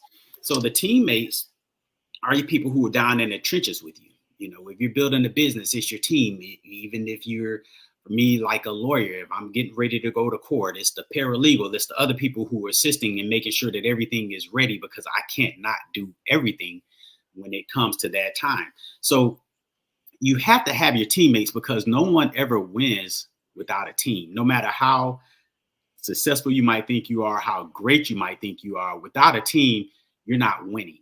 Now, when I think about, and you're the captain of your team. So when I think about it in football, I'm going to say you're the quarterback of your team. So your job is to make sure that you are leading the team in the right direction and everyone is playing their role, and that we don't have someone who wants to be the quarterback when that's not their job. You are the captain of your team. You are always the leader of your team, but you can play on other teams as well. And you may not be the quarterback, but when it comes to your team, you have to make sure that you are doing everything you need to do to make sure everybody's in the right position and playing their role. And if they're not, then those people don't need to be part of your team. So that chapter 3 is my favorite, because it really dives deep into what we deal with the most, and that's people, and how the people around you can impact you, how they can help you elevate or sometimes bring you down from where you need to go, and the importance of making sure that you have everyone in the right position so you can win. Man, that is, first, that's great wisdom, great understanding. And to get that early, I encourage especially all of our younger viewers to understand what your circle is comprised of. And there are concentric circles. There's, your primary circle, secondary, tertiary. But understand, once you start treating someone that's in that tertiary circle like that, in your inner circle, that's an imbalance. Or secondary circle, that's an imbalance. But you, as you just said, you're the quarterback. So you are in charge of how you run your team and what the priorities truly are. And if you've communicated your values very eloquently, so everyone understands where you sit. I think you did a great job of that in your book. I think you're doing a great job of that in your family and your community. So people, they don't have to guess, well, what is Tracy all about? Well, I think you've said it. This is what I'm about. And if you want to be a part of, Team Tracy, right, put in your application, right? So you kind of see where you sit. I want to talk about something, because lots of people have either wanted to write a book, they're writing a book, or they published a book. Talk to us about your journey, the experience of actually, first you had to make the decision to write it. You said, okay, I'm gonna write it. Then you mentioned your publisher. There's a whole process behind the scenes that you have to go through in order to finally see that book on a Barnes and Noble or Amazon or that type of thing. Talk to us a little bit about that. Of course. So when I started writing the book, I actually wasn't planning to write a book. Now, I did have, probably back in 2017, I said, I would like to write a book one day. And that's just because I'm an avid reader. I read a lot. So, I was like, it'd be nice to say I'm an author one day. It's something that, when you put your words on paper, Grant, it's something that will live on. It's something that way past when I'm dead and gone. My kids will have this. My grandkids can know that I wrote a book. It's just, it lives on. So it's a way of leaving some type of print, no matter how big or small, on the road. So I had this 2017, I said, right, I just didn't know what it would be about. And it was just one of those things that thought it was a great idea. It stayed in the back of my head, but I just never really pursued it. So when I started on the fast, I just started journaling every day. And when I started journaling, some of the stuff that I was finding out about myself was so powerful that I said, I'm going to write a book. And even at first, it was a little bit, unfortunately, I would say selfish. I don't really want to use that word. I don't think there's a better word. I just don't know another word to use, but maybe a little bit selfish, like, hey, yeah, I'm going to write a book. This will be great. And then somewhere in there, after I got into writing it, I said, no, I need to write this book. It went from I'm writing a book, it's cool. I need to write this book because other people need to hear this. I didn't want anyone else feeling what I was feeling. And if I could provide some type of guidance or tools to someone to say, hey, if you're feeling this way in life, if you don't know your purpose, or you're feeling stuck, or you're feeling like you're unfulfilled, pick up this book. Hopefully it can give you a nugget or two on what you can do to get out of that feeling. So that started the journey of writing the book. And when I started writing the book, excuse me for 1 second. So when I started writing the book, it's a process. It really is a process. I wrote, I just found time to write, but I was so passionate about it that I just created time. Anytime it was free time, I would write.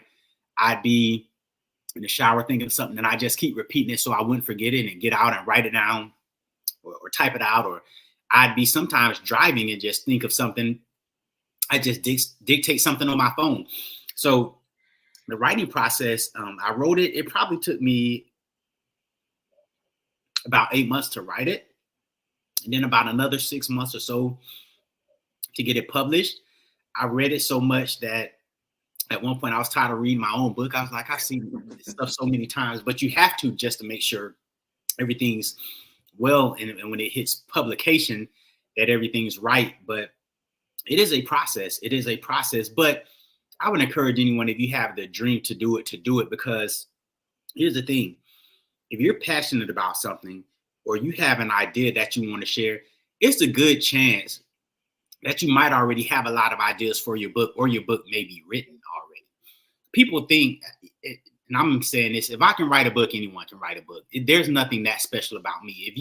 If you have something that you do or talk about, or you own a business, there's something in there that you have done that you can say, hey, I have the tools to put this out and get this to someone else. Because really, a lot of it is the knowledge that's in your head already, and just putting it down on paper. 100% on that. But all of our experiences are valuable. Each and every one of us has unique experiences that, when we share those experiences with others, it allows them to have a better experience or a deeper experience, or like, hey, you don't want to repeat some of these things, or it validates some of those feelings that we have. Feelings is a big component of being a human being. And we will go through those experiences thinking like, am I good enough? Where's my confidence? Am I doing the right thing? Am I on the right road? Or why is this happening to me? What is going on? You impact on yourself. You did some things that I really like, and I think I encourage our audience to do is self-reflection. Do some serious self-reflection. This is not for social media. This is not for, prime time for everyone to know. This is something to get to know yourself.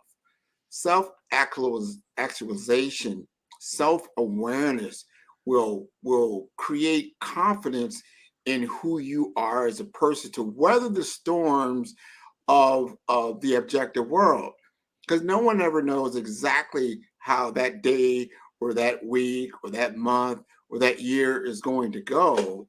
However, your internal fortitude is so important. And we've got to find those ways of getting greater awareness about ourselves, greater confidence about ourselves, and that assurance. I got out of your book some assurance, like, yeah, you're going to have moments in time. You're going to, like say, you've got your team together, you get out there, but at the end of the day, you got to execute the play. And if you're not 100% confident or on your game, you haven't done it, or maybe, you quit. I've seen a lot of people to get on the field, you know what? I quit. I'm just done. And you need to do some self-evaluation on that. Not to say like, oh, well, you just can, because it depends on what it is that you're doing. What is your goal? What is your true purpose and passion for what you're doing? Because if you have a purpose and a passion that you must get this done, you said your journey to write the book was like 14, 15-month journey. That's a year and a half of commitment. Yes. You're running a business. You have a marriage. You have a family. That's a lot. So to persevere through that and then get it done and published, and here you are today. Because if you didn't do that, we would not be talking today. Correct. Right? I wouldn't even know Tracy McDowell. Who is that? But because you did that, we do have this opportunity to talk. You did create a future in that distant past that is right now, which I really, really love about what you're doing. Because again, I'm going to say this, and people listening, everyone has moments where they're just not confident about who they are and what they're doing. Would you agree with that? I would. I've had them, and even today, I still have them sometimes. Yeah, and so and that's okay. It's just how do we now navigate through those? Because feelings, like a lot of things in this world, they have polarities. Polarities of where they're positive, polarities of where they're negative. But understanding those things and where you sit in relation to everything in your world, in your thoughts, in your feelings, in your physicalities, in your relationships, in your career, all of these things are intertwined together, and how you navigate through the field of yourself is very, very, very important. We've got about 10 minutes left. We got 10 minutes left. And this is, on my podcast, I always do that. I want to give Tracy the mic. Because I want you to speak to my audience, to our audience. This is a worldwide audience. Speak to the audience what you feel is most important for them to get out of this particular session that you're on today. Okay. So the first thing, and this is the most important thing, is that we were all created for a reason. That's where the purpose comes from. We were all created for a purpose. I am sitting in a chair right now. The purpose of this chair is to hold my weight.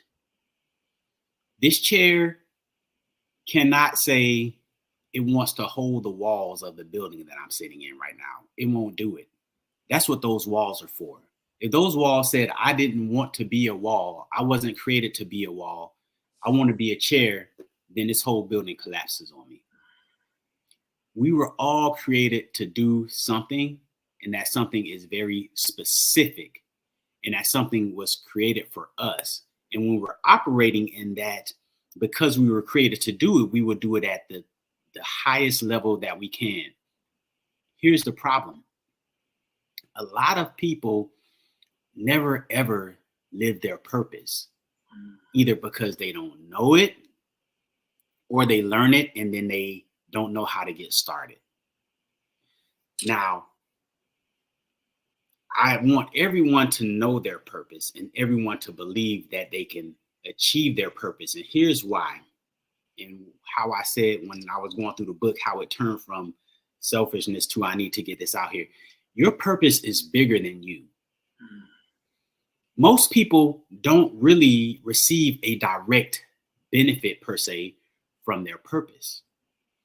Your purpose is to impact the world. If everyone had the same talents, abilities, gifts, and goals, then society would be very boring and it would be very chaotic and disarray. If we had no doctors, where would we go when we needed medical attention? If everyone was a doctor, what would we do when someone harmed us or wronged us? If there were no lawyers, if there were no engineers, how would we have all these nice buildings and homes and everything and cars that we have? So we were all meant to do something bigger, and it's beyond ourselves. We were all meant to create and do something that impacts society as a whole. So the reason I want everyone to live their purpose, discover their purpose, and fulfill their purpose is because you will benefit the whole world, not just yourself. You'll benefit others when you discover your purpose. And the big thing, Grant, is it's a message of hope. You know, we live in a world right now where times are very sad, especially when you look at, and I'm not going to make this political or take this in a political way, but when you look at, you know, mass shootings, for example, you have young people, you have young men who are 19, 20 years old going into a store or somewhere and shooting a whole bunch of people, knowing that basically once they do that, their lives are over. And at such a young age, and we're talking to a college audience here, at such a young age, you have so much to do with the rest of your life. Why would you give up hope? But those people, I feel like they don't have hope. They don't have the thought that, you know, I can be what I want to be when I grow up. I can grow up and have a family. I can be successful. I can, you know, impact and touch the lives of so many others. I can live in my dream house. I can drive my dream car. They don't have that hope. So they're ending their lives basically, even if, you know, they survive it, they're going to jail for the rest of their lives at such a young age. For what? Because they don't have hope. But if you know that you have a purpose and you know that, hey, I was created to leave some type of impact in this world, and you go and pursue that and do it, the world's a better place. We wouldn't have that because no one would want to jeopardize their life over something that dumb because they didn't benefit in any way from that. And obviously it's a lot of other people who are hurt and harmed because of their actions. So I just want to leave that word is that we all have a purpose. You have a purpose. It is bigger than you. So it is incumbent upon you not to be selfish and say, hey, this is okay. Because I'll be transparent. I am doing pretty good as a lawyer. But I feel my purpose is bigger than that. So I would be very selfish to say, hey, you know, I'm just going to be a lawyer for the rest of my life and, you know, make this nice income and, you know, my family's good and everything. But I feel like I was called to do something much more. So I cannot just take life as it is right now, knowing that there's probably something, or no, not probably, there is something bigger for me on the other side. I 100% agree. And thank you for that, because that's what we find out when, as you look at your skill sets, you have a great skill set being a lawyer, you know, and what you're doing. You know that business very, very well. You're good at it. I'm not going to say you can do it in your sleep, but you're probably, you know, very proficient in being the type of lawyer that you are. And then that's what opens the door to other things. It opens the door to what else can I do? And I know we had a conversation a few months back. You start looking at your own community, people you grew up with, people that are, you know, are doing certain things, and they're like, how can I be of service for them? How can I be of service for them? And it's not just because you have other people in the profession. You have people that are accomplished doctors, or they're accomplished in academics, or they're accomplished in certain things, but then they have that feeling of unfulfillment. They're like, I'm doing it. I'm good at being this. I can definitely go out there and operate on people, and that's great, but I don't feel, I'm just going through the motions of life. And there is that feeling, as the outside world looking in, they say, oh, well, you're a doctor, you're fine. Oh, well, you're a lawyer. What problems do you have? And as you said, I'm a human being. I have other things that I am dealing with that's so important. You talked about that in your book. Yes, I did, because that is very true. There's a lot of people you don't want to look. You see CEOs jumping off buildings and committing suicide, and these people are making millions of dollars a year. And most people who grew up poor, like me, would love to make millions of dollars a year, right? And we're like, what problems do you have? They're humans. That's the problem that they have. They're humans. So the thing is that these people, they still go through stuff. They still have issues because they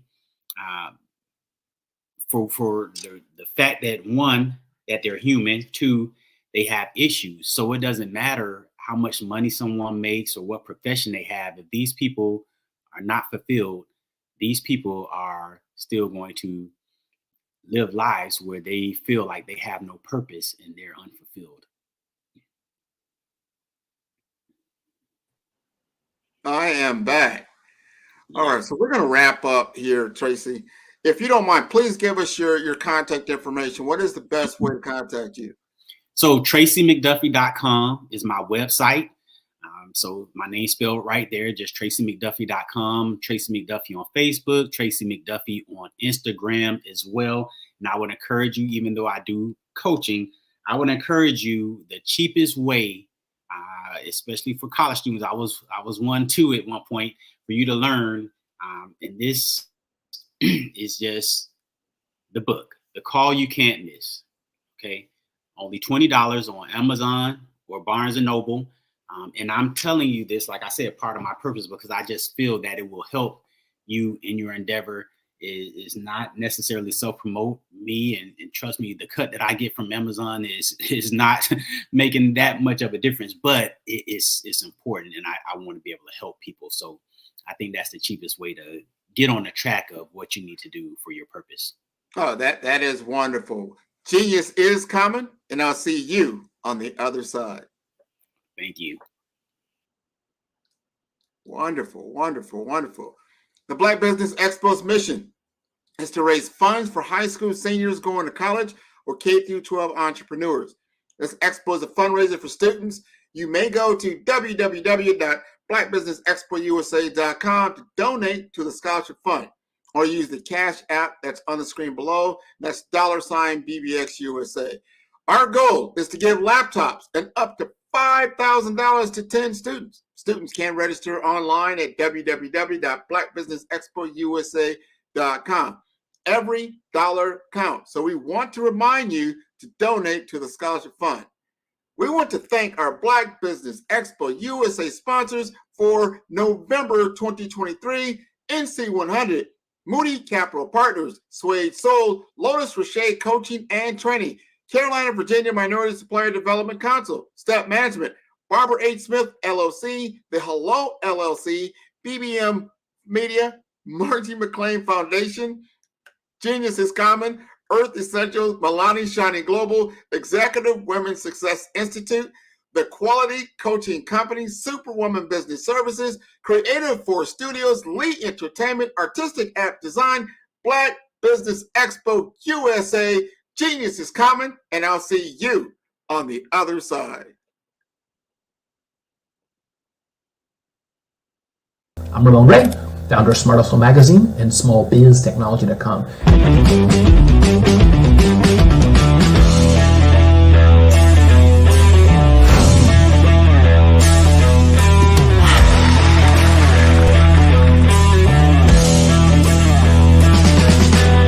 You're here today to celebrate small business success.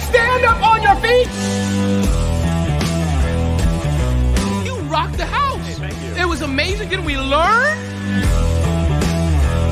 For me, success comes from failure. One thing not to do is shake somebody's hand like this.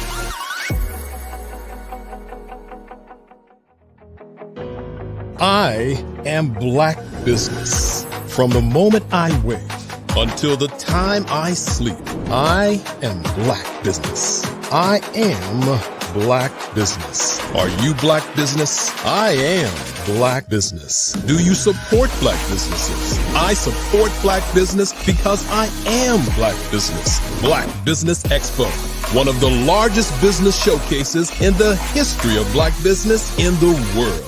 Sign up today at www.blackbusinessexpousa.com or call 919-308-9090. I am Black business.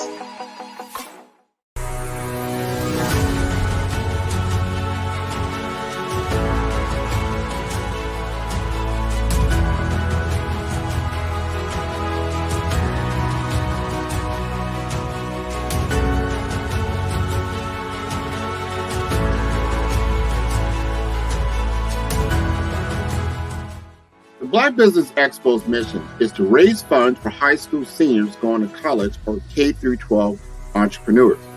This expo is a fundraiser for students. Please, you may go to www.blackbusinessexpousa.com to donate to the scholarship fund or use the Cash App at $BBXUSA.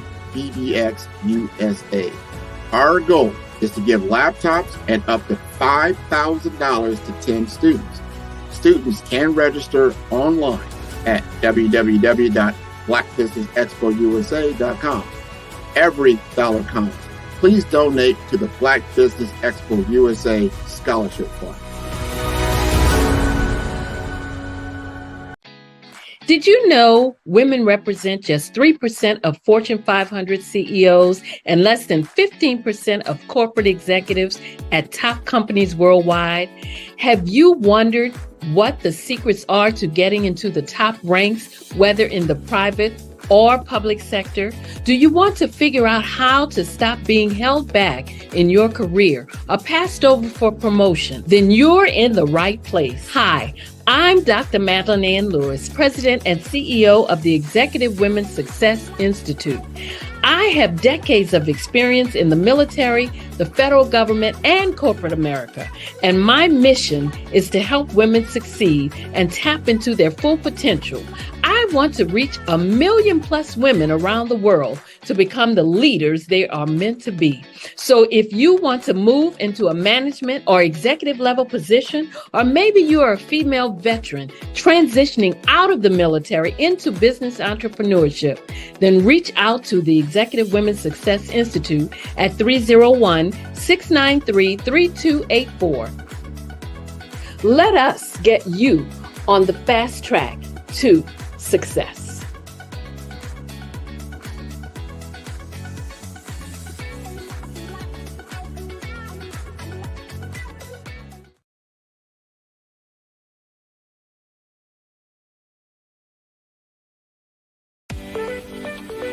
You are in the right place at the right time. The Black Business Network opens again for its Black Business Olympics, a 24/7 broadcast on business, strategies, global branding, social media marketing, finance, advertisement, and much, much more.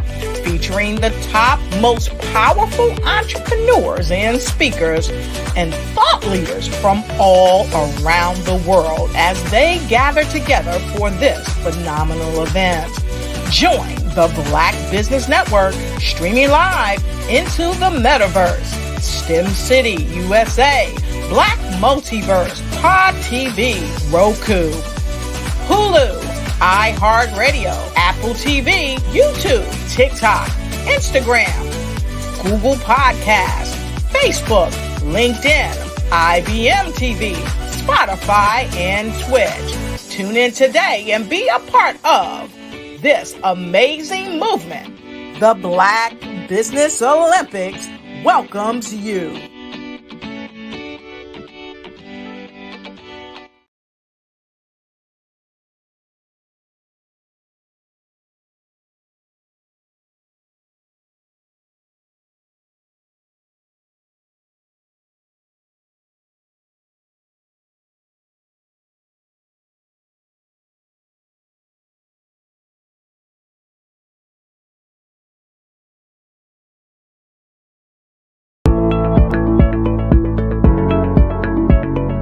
Prepare for what's coming and dominate in economic winter. Stand strong and thrive by showcasing your great products and services globally through the Black Business Network and Black Business Olympics. The Black Business Network has showcased over 2,000 companies with over $7 billion in sales each year. Over 10 million attendees have viewed the rebroadcast each month. Through the Black Business Olympics, unique styles of business training and mentoring are turning students into business owners and entrepreneurial warriors who will dominate in any economy. Gain the ultimate advantage of the Black Business Olympics, 7 days of unbelievable topics and speakers speaking around the globe. Donate your time and experience to provide expertise and scholarships to wide and change the world. Now, more than ever, new insights, tools, strategies, and capabilities are needed. This is your chance for a major presentation to the world. Fill out the form and join the more than 2,000 speakers who have presented to over 200 countries. Join the Black Business Network streaming live into the metaverse, STEM City, Black Multiverse Enterprises, Hulu, Amazon, YouTube, iHeartRadio, Apple, Facebook, LinkedIn, Pod TV, IBM TV, Spotify, and Google Podcasts. Sign up today. Spaces are limited, and we will see you there.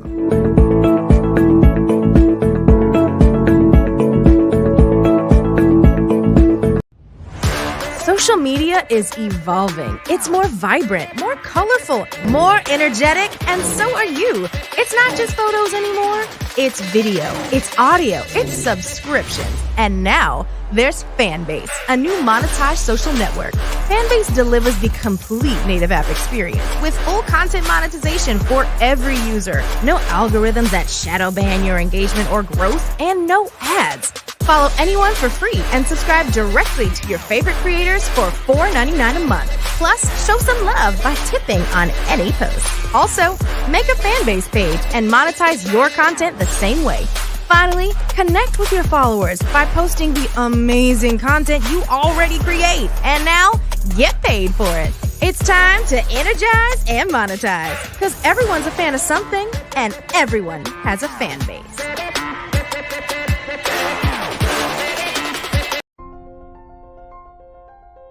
What if you could build your own city? A place where every child can find nurturing people to help them achieve their full potential. A place where every adult can access job training support. Where health education is abundant. Where social justice ruled the land. A place without limitations. Welcome. You have arrived at STEM City, USA. It is what every city should be.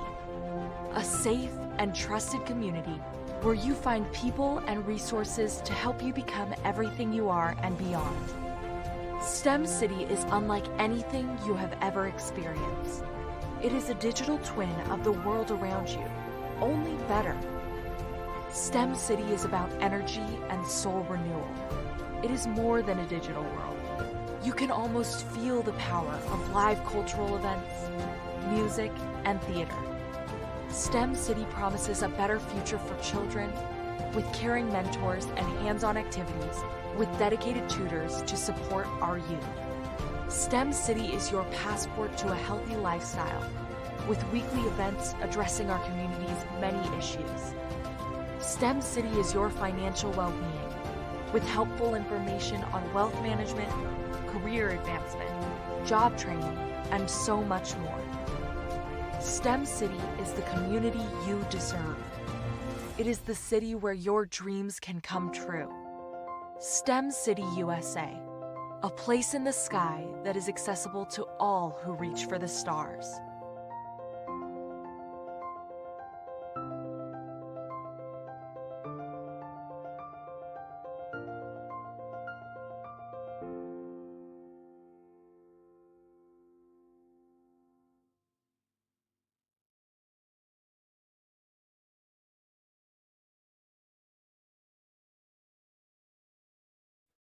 Hey everyone, it's Grant McGaw, CEO of 5 Star BDM and host of the award-winning Follow the Brand podcast and TV series, where I help you to build a 5-star brand that people will follow. My genius is personal brand development through intelligent communication and helping you achieve your business and career goals. I am a requested speaker on digital technology and brand development issues. I want to work with you to increase the value of your current opportunities while attracting new ones. Every one of you is unique, and we all share challenges that can be addressed through smart branding.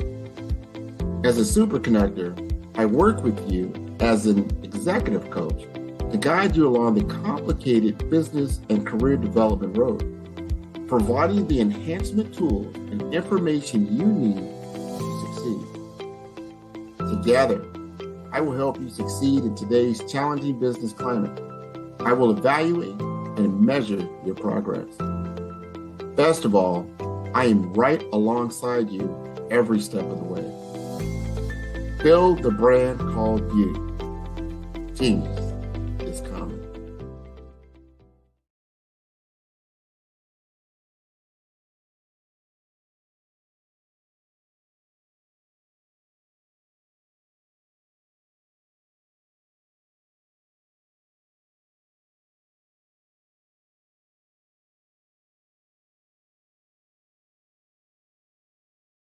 Phenomenal Tanya T. Wise, who is here from the great state of Maryland.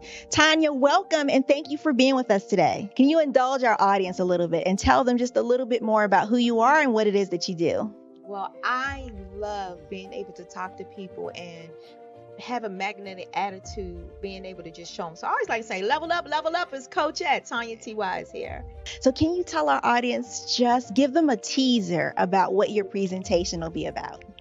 So my philosophy is that we should all be living our dream life. So tomorrow I'm going to talk about how you start living your dream life. What are some of the things that you thought about in your childhood that you just kind of let go and dormant? Wow. And I want to reignite that and just give you some pointers and some tips, some tools, some strategies to be able to start living your best life now. And guess what, Wanda? And leave an inheritance for your legacy. Oh my goodness. Okay, I know that's resonating with a lot of people. I've heard that you have a dynamic coaching program. Can you tell us a little bit more about that? Absolutely. So our coaching program help people that have the lack of time, that lack strategies, and lack the confidence to go after their dream life. So we help them implement tools, we help them implement strategies, as well as give them resources so that they can live their best life now and leave that inheritance. Wow. Oh, I love that. I love the leave the inheritance part. Listen, you are dropping some major nuggets, and I know a lot of what you're saying is resonating with a lot of people, but I think we're all curious. How did you even make this transition into the speaking and coaching arena? What's the story behind this? So I started out in finance, and I realized that a lot of people don't necessarily go after their dream life because of the lack of finances or the education behind finances. But it wasn't until I lost my firstborn, my only son, that life changed for me.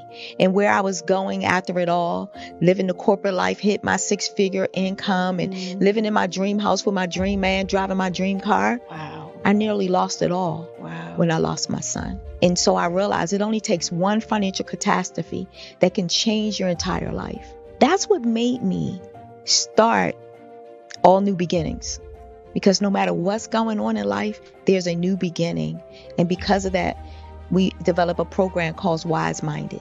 My little slogan is, don't just dream it, let's live it. If they want to connect with you or work with you, what is... Hello, my name is Kiasi Helm and I'm 14 years old. I think my genius would probably have to be setting goals and achieving them. I say this because ever since I was young, I always wanted to be an author, and at age 11, I ended up achieving this. But not only did I end up becoming an author, I ended up becoming a public...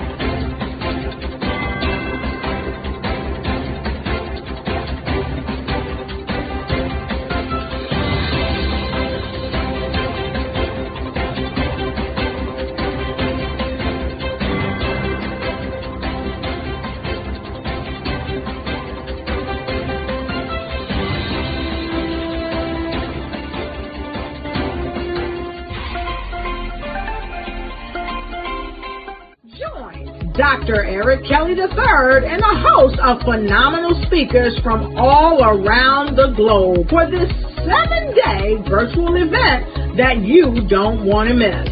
The mission of the Black Business Expo is to raise scholarship money from kids all the way from high school all the way from college. The Black Business Olympics is one of the largest Black business showcases in the world. It is an opportunity for businesses and companies to showcase their businesses globally. We are going to be giving away laptops up to $5,000 away to students. Again, I'm Olivia Appleberry, the founder of 2 Cents Finance and one of the speakers for the expo. I am so excited to see you there. For more info, go to www.blackbusinessexpousa.com or call 919-308-9090 and hope to see you there. I am Black business.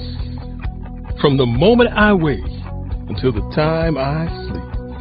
Yes, I am Black business. I am Black business.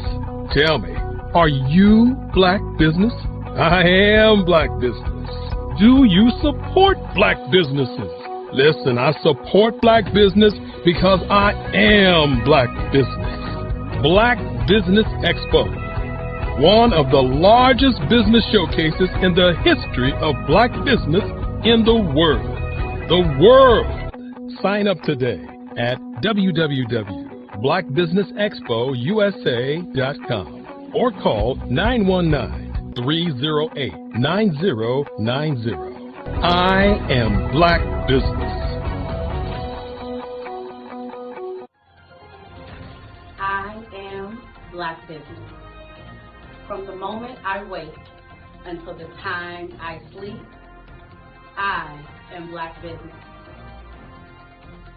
I am Black business. Are you Black business? I am Black business. Do you support Black businesses? I support Black business because I am Black business. Black Business Expo, one of the largest business showcases in the history of Black America in North Carolina. Sign up today at www.blackbusinessexpousa.com or call 919 380-9090. I am Black Business. I am Black Business. From the moment I wake until the time I sleep, I am Black Business. I am Black Business. Are you Black Business? I am Black Business. Do you support Black businesses?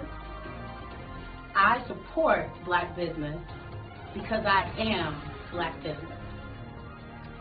Black Business Expo, one of the largest business showcases in the history of Black America in North Carolina. Sign up today at www.blackbusinessexpousa.com or call 919-380-9090. I am Black Business. I am Black Business. From the moment I wake until the time I sleep, I am Black Business. I am Black Business. Are you Black Business? I am Black Business. Do you support Black businesses? I support Black business because I am Black Business. Black Business Expo, one of the largest business showcases in the history of Black America in North Carolina. Sign up today at www.blackbusinessexpousa.com or call 919-380-9090. I am Black Business. Join Dr. Eric Kelly III and a host of phenomenal speakers from all around the globe.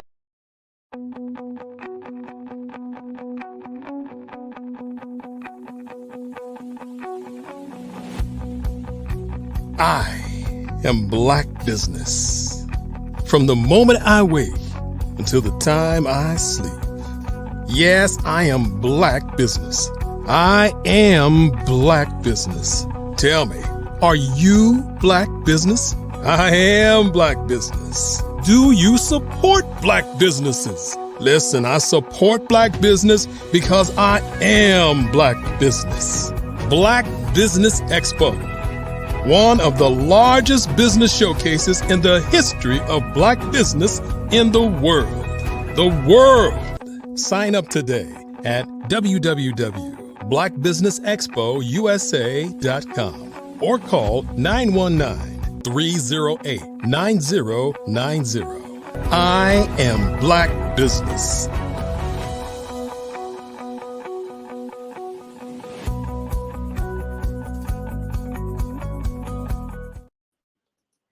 Good afternoon, business owners, entrepreneurs, thought leaders, and corporations.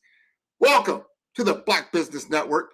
My name is Grant McGaw, CEO of 5-Star BDM, and I am your business moderator for this afternoon on the Black Business Network.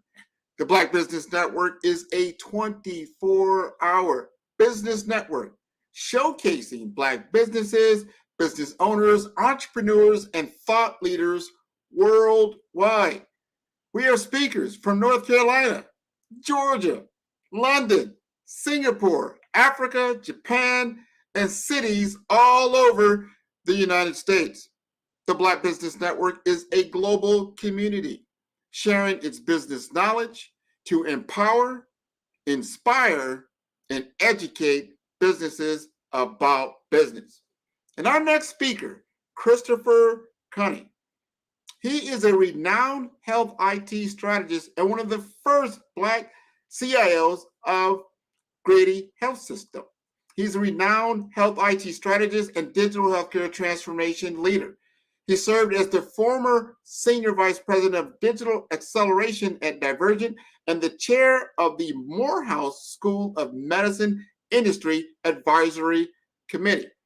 Also, a faculty member at Dignity Health Global Education, Christopher is a 2020 HIMSS changemaker and hosts discussions on critical topics like health IT, digital health, as well as EHR systems. He is based in Atlanta, Georgia, and associated with the Georgia Tech Scheller School of Business. He actively contributes to groups like the Black Executives Network and AHIMA, as well as HIMSS Georgia and the NAHSE, also in Georgia. He champions initiatives like the Black Wall Street Trail and the Seminole Maroon Freedom Trail, emphasizing health equity and community engagement.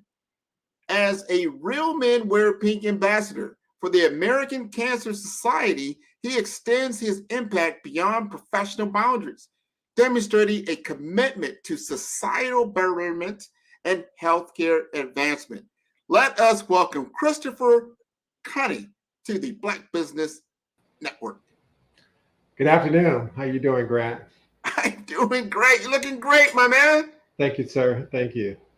I am so glad you could be there. I think I made one mistake. I said that you were the former CIO of Grady. You were actually at Piedmont. Is that correct? Yes, I was at Piedmont Healthcare, and I've also been a CIO across the country for various health systems, both behavioral health organizations, long-term care, FQHCs, and other entities as well too. So I've got a wide and background of serving a number of different healthcare ecosystems across the country.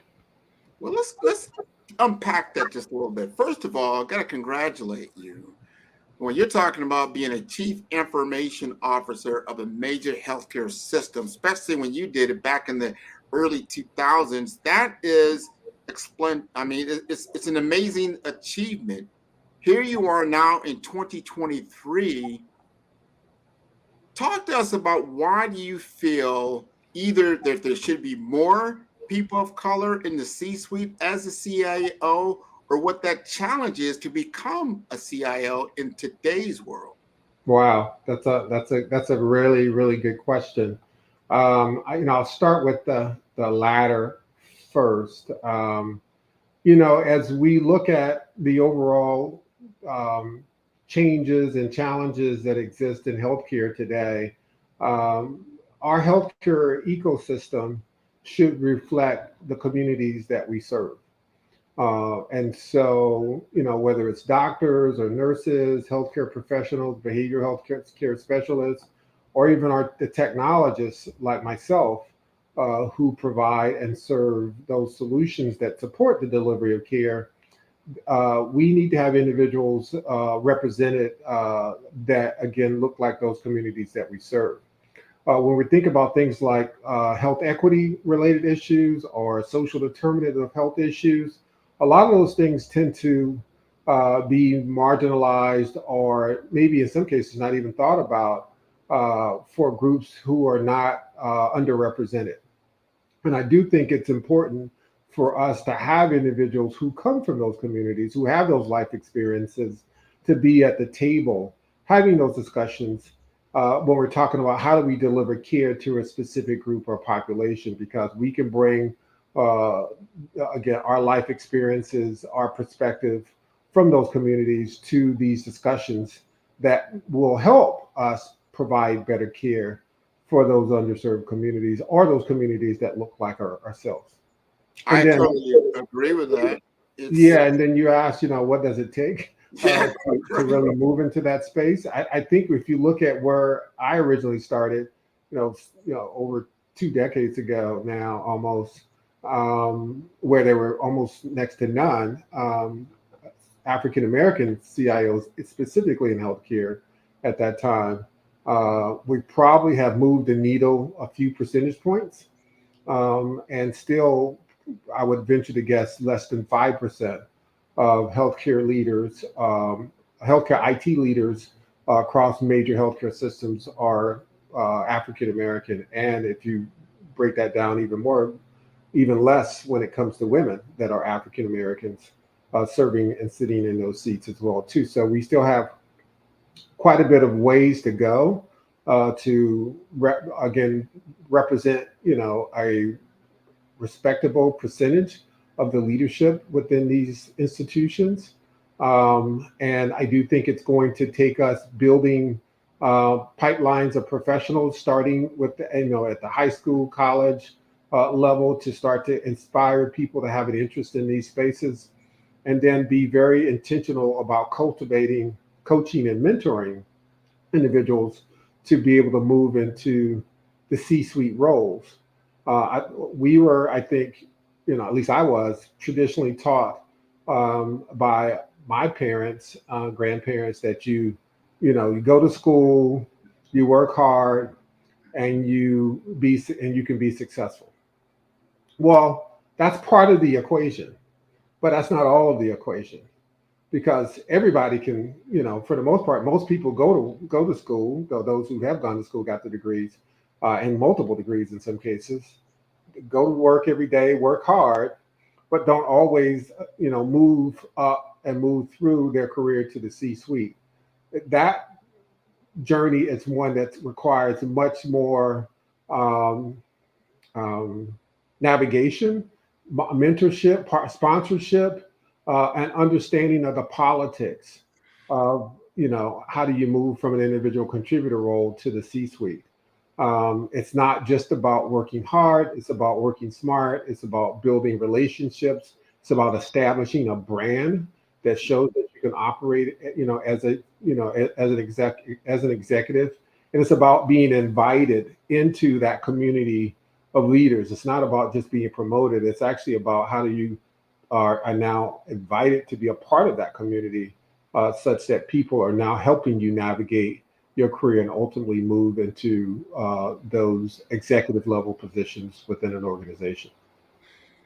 That's so important. The experience, the emotional intelligence, the situational awareness that you cannot get simply by going to school and getting, you get technical knowledge, right? Understanding the business, but understanding people is quite an endeavor. Right. And they all have agendas, and That's right. Fit, right? And not only understanding people, but also getting people to become your advocates, your sponsors, your cheerleaders, those folks who are going to now raise their hands in rooms where you're not going to be in and say, I think Christopher is ready, prepared, is the right person that I'm going to stand behind and help position to move into these, one of these senior level roles in the future.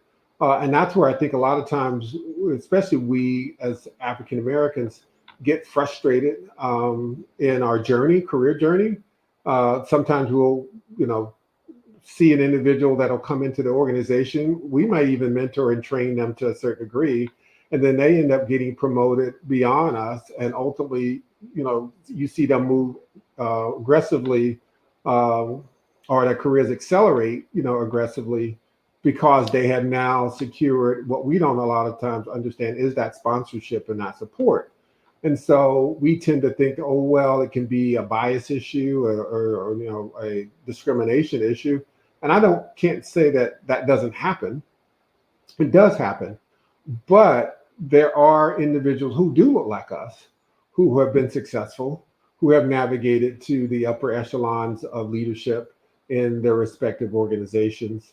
And color, did not impede their ability to ultimately move to those roles, because they, again, understood or were taught or mentored about how to, again, navigate the C-suite. What's important, a lot of times, again, we will think a job as a 9 to 5. I come here at 9 o'clock and I leave at 5 and I'm out. Well, executives don't work a 9 to 5 job. It's a very fluid role. And some days I may need to be in the office at 6 a.m. or 7. And then some days I may need to stay to 7 or 8 or 9. Or maybe there's an event I have to attend in the evening I need to be present at, or an association I need to be involved in, because that, is where the organization is investing its time and energy. And in many cases, individuals may say, well, they're not paying me to do that. Well, no, they're not paying you to do that, but that's an important part of the process of showing that you can operate within these circles that they are accustomed to. And it's really interesting in that, a corporate structure is really based on an English monarchy structure. And what I mean by that is in an English monarchy structure, you have a king, a queen, a prince, princesses, dukes and earls, and so on and so forth, down to the peasants. A corporate structure is set up the same way. You have employees, you have managers, you have your supervisors, you have managers, you have directors, you have VPs, senior VPs, and then the C-suite, the executives, and ultimately the CEO is the king or the queen, and the CFO, the CIO, and the COO are the princesses and princesses, and it goes on and further down. So that the structure is not designed really to promote everybody. It's really designed to eliminate the majority of the people, and those people who were once a part of the population, who now become knights. They get knighted, right? Yeah. The king or queen taps them on the shoulder with a sword. Now you're a part of the aristocracies, right? And then you might marry a princess or something, and then you get moved into that level. It's about being invited into those communities, and you don't just get that because you're a hard worker, or a great fighter or whatever. You've had to build alliances. You've had to build relationships. You have had to gain favor of the leadership, such that they are now anointing you to be now a part of their community. And that's where a lot of times we get frustrated and we decide to, okay, I'm going to go out and get another degree because this one didn't get me where I wanted to go, or I'm going to leave the company because they're not fair, and then go somewhere else and they experience the same problem or challenge. Well, the game doesn't change just because you move to another company. It's a different set of circumstances, different set of people, but the monarchy structure is still there regardless of where you go. And it's not until you get to the top of that ladder to be the prince or the CEO or king or queen that you can change the rules. And so the rules are what they are. And you have to know how to navigate those rules effectively.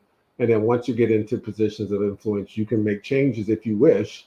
But the reality is everybody can't sit in the seat of the CEO, and everybody can't sit in the seat of the CIO. There's only going to be one. And you have to decide, are you going to be that one? Yeah.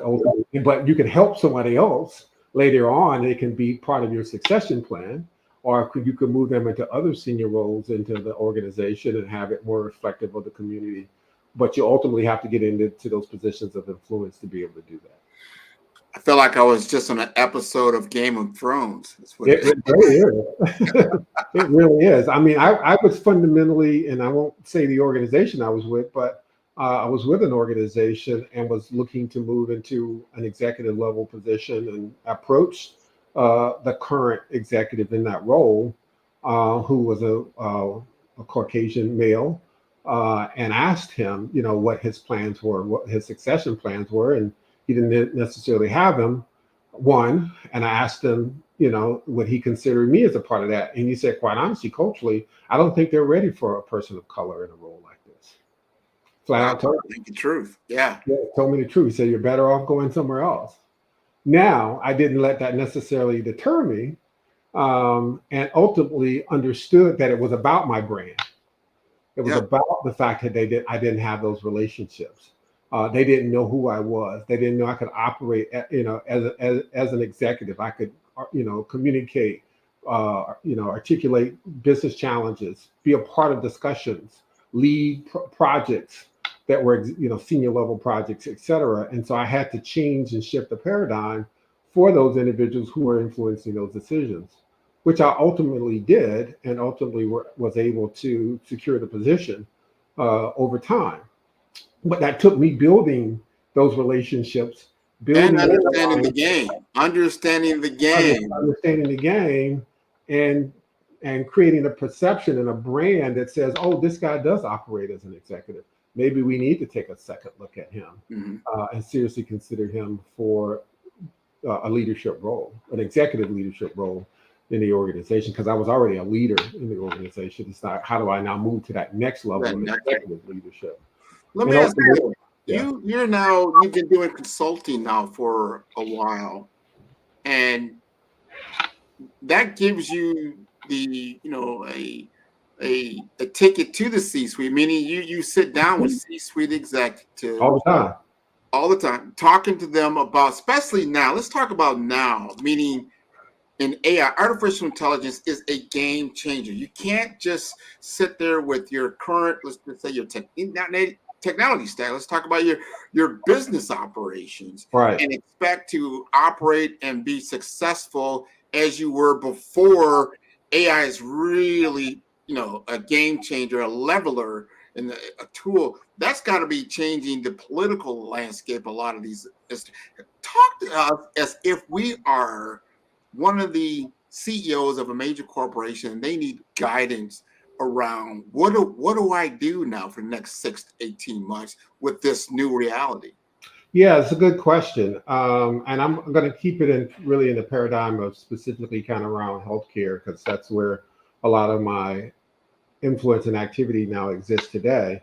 And I think some other industries are a little more mature around their adoption of technology and their appreciation of it as well too. I think the first thing we have to come to grips with it, and again, specifically in this space, but I would say it's probably true for all businesses as well too, is that healthcare is really the next utility. IT is the next utility. When you think about it, when you run a business, let's take a restaurant. It's almost impossible to run a restaurant today without electricity. Yeah. Right? It would be very difficult. It's almost impossible also to run that restaurant very effectively without water and plumbing. Exactly. Because you got to make the food, you got to wash your hands, you got to keep the place clean. All the needs, you got to serve the customers, drinks. And then I would also challenge and say that it's equally as impossible today to run a business without IT. Every business, financial, and in healthcare, clinical, operational decision made has an IT component built into it. From the time you pick up your phone and decide what doctor you're going to go see, and make an appointment. Right? The time you make the call that person or that hospital, that clinic to try to make an appointment. That time they send you something, a text or something, I need you to validate your insurance or fill out this information before you come in. The research that you've done, on your chronic disease or issue that you're dealing with. The directions you need to get to the location and the parking. The fact that you might pay your parking, on your phone. To when you walk into that facility and they do the intake, they're registering you, they're doing your pre-authorization and determining your eligibility for insurance, to time they put you in a waiting room, to your doctor coming in with the laptop or the nurse coming in with the laptop and taking your vitals and they're entering it into, the electronic health record system, to the time the doctor comes in and says, okay, yeah, we need to take some tests. And then now they're ordering tests. To the point where, okay, well, you've got some issue that requires surgery or some other physical, intervention, and they're coming into the OR and all the different monitoring devices that are monitoring your health, to the point where they put you into a recovery room. And now they're ordering, ice and food and, medications for you while you're there. To you when you get discharged, and now you're getting discharged, your discharge papers, and then they're submitting the claim for payment, whether it's your insurer or directly to you. All of that is now done through technology. To the fact that the TV is now, on the IT infrastructure, your phone, your air conditioning, the security and cameras in the hospital or in your business. All of that stuff is on IT. And so technology is the next utility. It absolutely is necessary for us to be able to conduct business, and specifically in healthcare, to deliver care. And our natural evolution of this is to continue to adopt the most advanced technologies. That technology has a really short life cycle as well too. So we're between 24 and 40, 48 or so months before something new or a new generation of something's coming out. So it's ever evolving, ever changing. We have to leverage it more like a service, less than us having to build, buy, and manage these things internally. And that's why the majority of software now, you don't buy a computer disk anymore, right? And install it into your computer. You go out on the internet and you download it. It's all service oriented. It's all just like the utilities, right? You don't have a power station in your backyard. You don't have it unless you live in a rural area. You don't have a water pump pumping water into your house. It's all municipalities. And the same thing is with IT. And so, first of all, we have to adopt that understanding and acknowledge that that's where we are today. You can't get away from it. You can't put your head in the sand. Everything you do today has got technology component in it. The question is, how do you maximize it? Now, fast forward. The whole big conversation today is around machine learning and artificial intelligence. Like anything, 100 years ago when we were talking about, X-rays, people were afraid of those things, right? How can something look inside of our body and tell, what's going on in there? We were afraid to adopt those things, advancing to, robotics. Now we're doing robotic surgery. And people were afraid, can a robot actually make an incision as well as a human being? And now they use it every day. AI and machine learning is just a natural progression of how we're going to continue to leverage technology to provide services, deliver better care, make better business and clinical decisions, and make even more informed decisions as patients as well too. The other challenge we're having in the industry is that we're losing massive amounts of healthcare professionals. They're getting older and retiring, or people are just choosing not to go into healthcare. It's not as glamorous of a profession as people thought it used to be. It's very stressful, especially COVID brought a lot of that out, with a lot of healthcare professionals. And it's very, emotionally taxing as well too. And so as we start to get older, the baby boomers, every day 10,000 people are turning 65, and that will be a trend for the next 25 years. By 2050, 1/4 of the world's population will be over 65. Literally 1/4 of the whole world will be over 65 years of age, which means as we get older, we start using more of the healthcare system, right? We have one or more comorbidity issues. We're going to have high blood pressure, hypertension, diabetes, congestive heart failure, rheumatoid arthritis, poor vision, a multitude of illnesses as we get older naturally. And so we're going to task the healthcare system anymore. So we absolutely have to use technologies like AI, machine learning, to replace those people who we're not going to replace as a result of retiring. This wave of, or what they call the silver tsunami of people who are getting older that have one or more comorbidity issues and not enough healthcare professionals to take care of them. And for us as consumers to be able to manage our own care as effectively as we can by being better informed about what options are available. And AI is going to be a big component of that. Wow, lot to take in, and I've heard this a lot from a lot of different C-suite executives. I have ability, different associations that I work with that you're also a part of. Right. It puts me in proximity with a lot of these leaders in thought leadership and thinking about, okay, how do I manage really? I tell you, we're doing business plans now for 2024. And this, like last year's business plans, probably, and you compare it to what this business plan is going to look like in 20, you probably throw it completely out the window. It's like, well, that ain't going to work. Absolutely. This is rapidly changing the scope. You have a much more informed population of people than you ever had before, which could be good or bad, depending on what kind of information they got.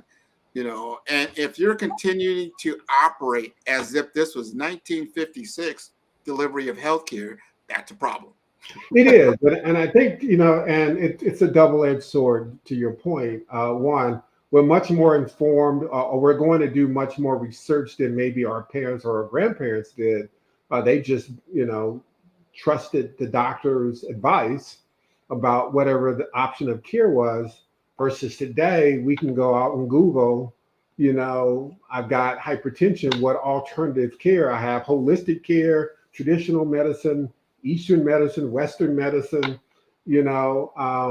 all sorts of different types of options, and explore those options, and then be able to make more informed decisions, or at least go back to our healthcare provider and say, hey, have you looked at this recent report that came out, or this recent research? What about this option? You're telling me to take that pill, but actually I did some research on it, and I know it's got all these side effects. Is there something else I can take, or not take, to deal with this issue? So we're much more informed consumers.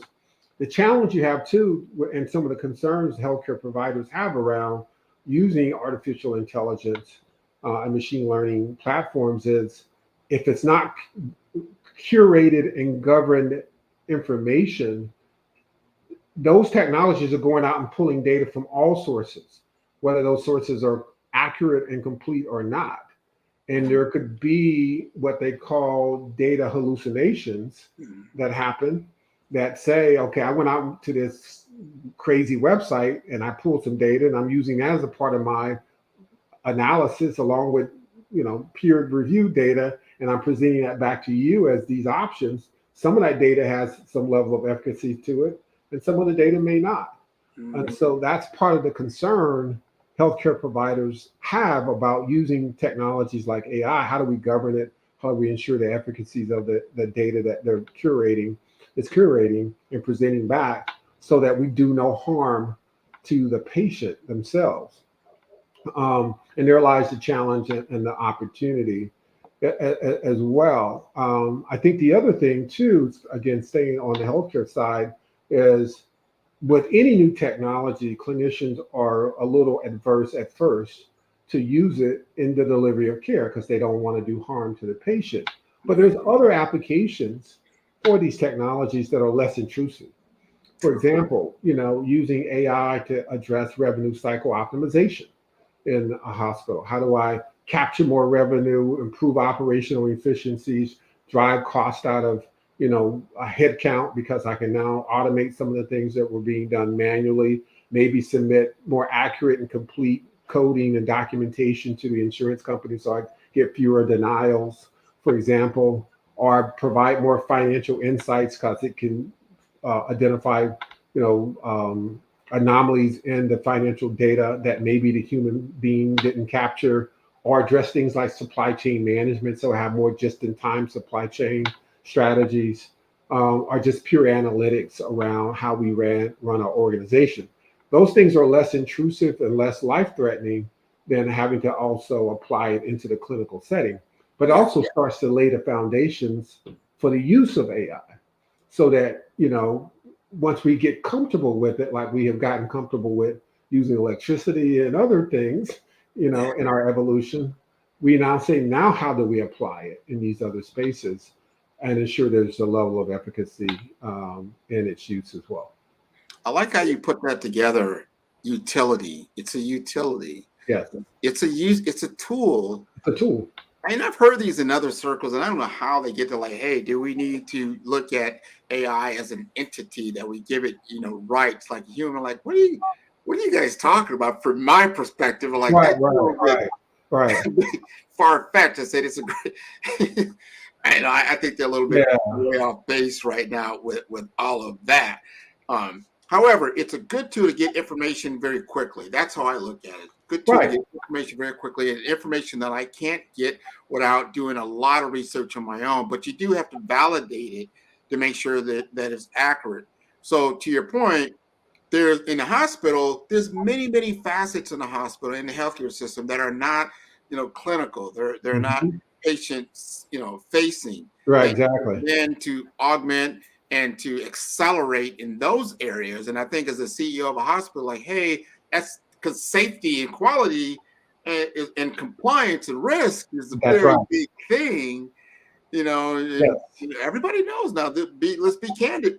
There are still medical errors that occur in hospitals to the tune of it's still the fourth leading cause of death in the United States. Yes, absolutely. Medical errors, medication errors, procedural errors, infections, acquired infections, all those things can happen in a clinical setting as well too, and negligence, quite honestly, in some cases, and biases still happen, in those settings. So the human being is still not perfect either in our delivery of healthcare. But we tend to be more forgiving of human mistakes than we would of technology making an error as well. But that being said, I think we have to use it where it makes sense. We have to make sure that we have guardrails around it such that, we can manage, again, the efficacy, the quality of the results that are coming from these technologies. And then we have to not be afraid of how we maximize and innovate using it. Yes. I mean, before the turn of the century, everybody was riding horse and buggies, right? Previous century, horse and buggies. And as soon as Henry Ford and others created the motorless carriage, you still have people making buggies and raising horses saying that's just going to be a fad. Well, no, it's not. The question is, how do you start to adopt it, innovate, be a part of it, and be a change maker in using it as well versus, kind of digging your heels in the sand and say, I'm not going to use that technology. Well, it's not going anywhere. And in fact, the patients are going to probably use it sooner than even the providers because it's going to be made available to the consumer. ChatGPT, great example, right? Sure. We were using it as consumers more actively before healthcare professionals started using it as a part of the way they document a patient's record or respond to a patient, doing clinical interactions. Again, a lot sooner than the healthcare professionals were using it. So we as consumers are going to drive and expect, these technologies to be a part of our normal everyday living. You look at the digital natives, folks of Generation X and Ys and Zs and whatever the next thing is. They grew up with, a cell phone in their hand, with a tablet in their hand. They don't even write in cursive anymore. Right. It's all hand typed. It's handwritten. There's nothing really handwritten anymore. Very seldom use pencil. Well, I tell you, Chris, we're coming to the end of our session. This has been wonderful, and I want to remind the audience that AI, artificial intelligence, as we see it now, and I'm going to call it generative AI because AI has been around for a long time. Right. Generative AI is the most adopted technology in human history. We need to understand that. Absolutely, and there's different versions of AI. There's some AI that's has very basic rudimentary ways of using it to what you just talked about, which is generative AI that is self-learning and self-creating as well too. And I think the possibilities are really endless in terms of how we leverage it, both in healthcare and in life in general. And I think we have to be very open to it, understand that we all, like anything, you have to validate the information that you're receiving, whether you're getting it from your doctor, you're getting it from the news on television, or you're getting it when you type in something in ChatGPT. You need to also make sure that that information is accurate, complete, and has a level of efficacy that you're comfortable with as well too. But also you can't run away from it and say it's not going to be a part of our world because it already is. It already is. It already is. So leave us your contact information. How can we get further in contact with you? Because you're dropping some big knowledge here, and we want to continue that discussion. Sure. I mean, the best way to get in contact with me is simply, again, talk about technology. Go to my LinkedIn page. Yeah. It's Christopher.Cunny, Kunney, on LinkedIn. I think I'm probably the only Christopher Cunny out there, as best I know. Connect with me on LinkedIn, and let's talk about what your interests are, what your needs are, and how I might be able to support you in that fashion. And then we'll grow from there. And so I wear a lot of different hats, so it all depends on what hat you're wanting me to wear that day.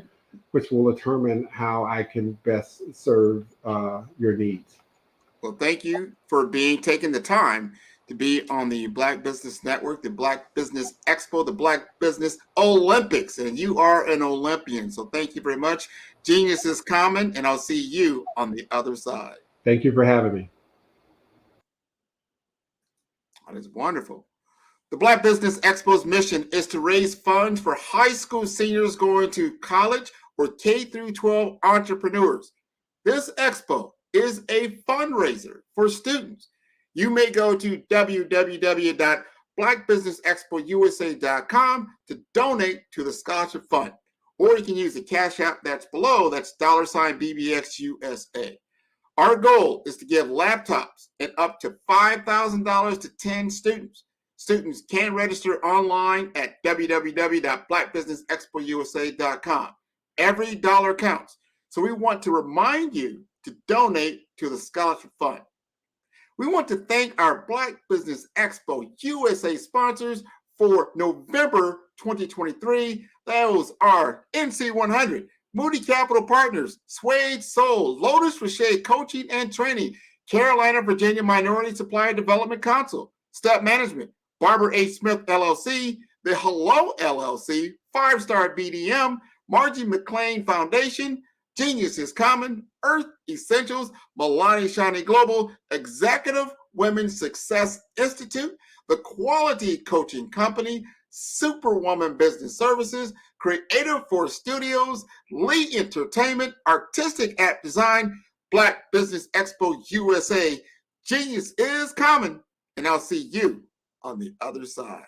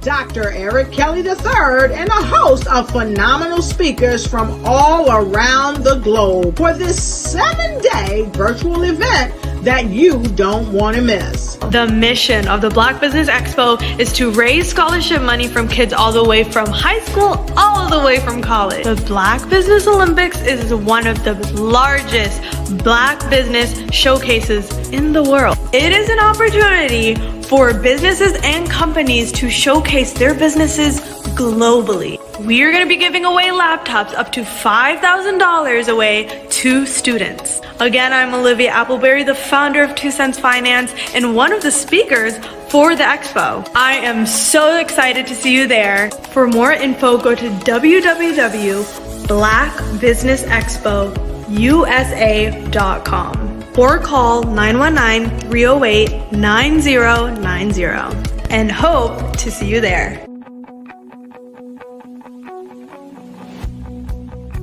I am Black business. From the moment I wake until the time I sleep. Yes, I am Black business. I am Black business. Tell me, are you Black business? I am Black business. Do you support Black businesses? Listen, I support Black business because I am Black business. Black Business Expo, one of the largest business showcases in the history of Black business in the world. The world. Sign up today at www.blackbusinessexpousa.com or call 919-308-9090. I am Black business. I am Black business. From the moment I wake until the time I sleep, I am Black business. I am Black business. Are you Black business? I am Black business. Do you support Black businesses? I support Black business because I am Black business. Black Business Expo, one of the largest business showcases in the history of Black America in North Carolina. Sign up today at www.blackbusinessexpousa.com or call 919-380-9090. I am Black business. I am Black business. From the moment I wake until the time I sleep, I am Black business. I am Black business. Are you Black business? I am Black business. Do you support Black businesses? I support Black business because I am Black business. Black Business Expo, one of the largest business showcases in the history of Black America in North Carolina. Sign up today at www.blackbusinessexpousa.com or call 919-380-9090. I am Black business. I am Black business. From the moment I wake until the time I sleep, I am Black business. I am Black business. Are you Black business? I am Black business. Do you support Black businesses? I support Black business because I am Black business. Black Business Expo, one of the largest business showcases in the history of Black America in North Carolina. Sign up today. How many times have you been asked to help someone you didn't even know, a student, a business entrepreneur, or did you ever even ask, where did they end up? That business, that friend, that entrepreneur. Well, just maybe they ended up in a gang, bankrupt, homeless, or worse, dead. Maybe they turned to crime, drugs, and alcohol. Did you ever wonder? Did you destroy their dream, or was your life always so easy? At the Black Business Olympics, we started a movement to help students complete. Give them hope and foster success. Help them to leave their dreams of providing laptops, computers, and up to $5,000 in scholarship funds. Today, we ask you to help a student, a business owner, or an entrepreneur to realize their dream by sponsoring them, supporting them, and buying from them. Consider this. With $1.6 trillion in our Black community, we only ask for a small donation for our students, our businesses, and our entrepreneurs. And you can change a life today. So I ask you, what are you going to do? Sit on the sideline and watch our students in high school be losers, miss out on their dream from lack of resources? Or are you going to donate to the movement and change their future and yours as well? Give us a call today at 919-308-9090. Change their life by investing with action to the Black Business Olympic Fund. The Black Business Olympics, one of the largest business showcases of Black business in the history of the world.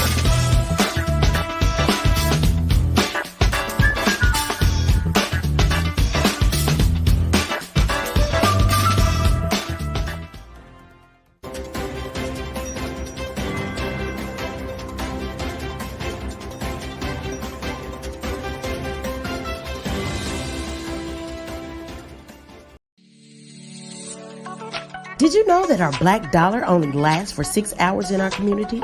Yet other communities, their dollars last for 19 to 30 days.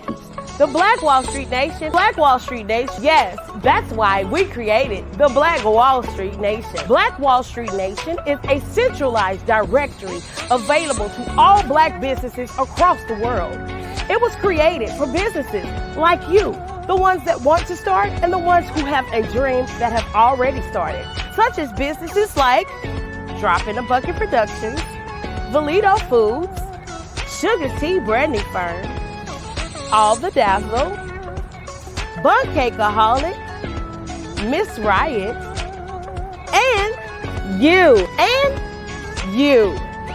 We'll have marketing, seminars, and some funding coming soon just for you. So, we want you to come and join us at www.blackwallstreetnation.com. See you there.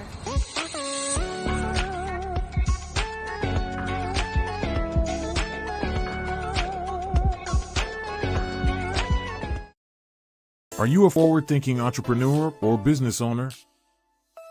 The world is changing faster than ever, and it's time to pivot and adapt to the future. Hello LLC is here to help you do just that. Hello stands for helping enterprises leverage leading-edge optimizations. Our innovative solutions can streamline operations, reduce overhead costs, and give you a competitive edge in a market projected to reach $5 trillion by 2030. By pivoting to the metaverse, businesses can tap into a rapidly growing market that is projected to be a significant part of daily life for 25% of Americans by 2026. As a full digital metaverse agency, the Hello LLC can help you create custom solutions to streamline operations, increase productivity, reduce costs, and drive brand recognition. Why should you pivot to the metaverse with the Hello LLC? By leveraging cutting-edge technology, you can provide immersive experiences for your customers, expand your global reach, and unlock new revenue streams. Contact us today to make the pivot.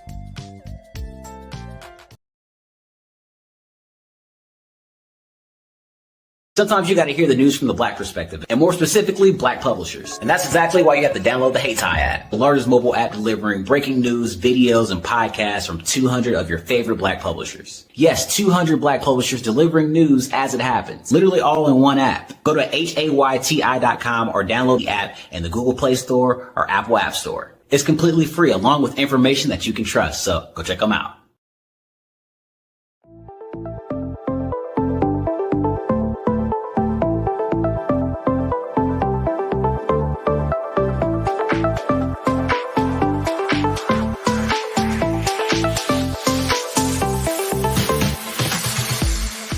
You need to be messaging and communicating to a lot more folks and getting them committed to you as a brand and feeling that you are trustworthy, as a subject matter expert, and for their needs and their pain points. That says, look, here are my pain points. Here's the problem that I have that I don't want, or the benefit that I want that I don't have. And Grant and Sydney understand that and are giving me information to be able to assist, in my eliminating those pain points.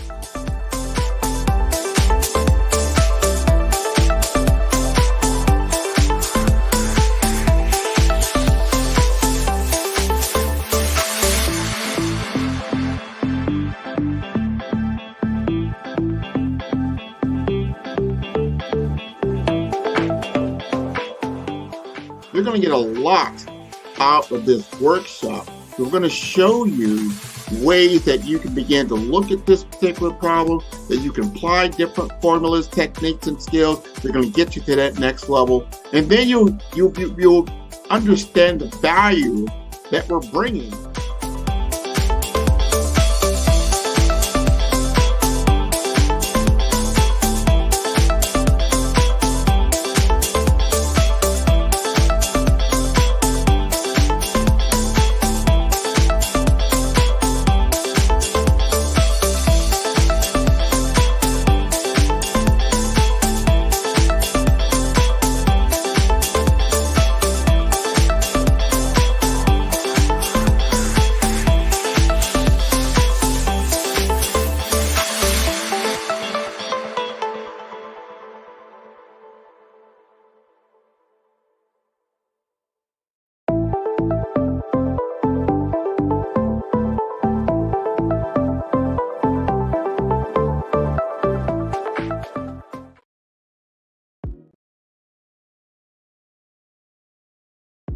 The Black Business Network and Black Business Olympics are essential platforms for Black business owners globally. They provide the tools and support you need to succeed in today's competitive marketplace. Join us today as we collaborate together with businesses from around the world to support our children, students, and young future entrepreneurs, Black businesses and corporations. We raise funds for students going to college and young entrepreneurs who are aspiring to be business owners, and we invite you to be a contributor today. Visit the website www.blackbusinessexpousa.com to connect with and learn more about how the Black Business Network and Black Business Olympics can help you not only share your amazing business story to businesses, but also serve future generations. Hello, my name is David Jones, CEO and co-founder of the Hello LLC, where we help businesses build a culture, brand and experience, and leverage technology to pivot into Web3. Join the Black Business Network streaming live into Roku, Metaverse, STEM City, Black Multiverse Enterprises, Hulu, YouTube, iHeartRadio, Apple, Facebook, LinkedIn, Spotify, Twitch, and Google Podcasts. Tune in, turn on, and let's thrive.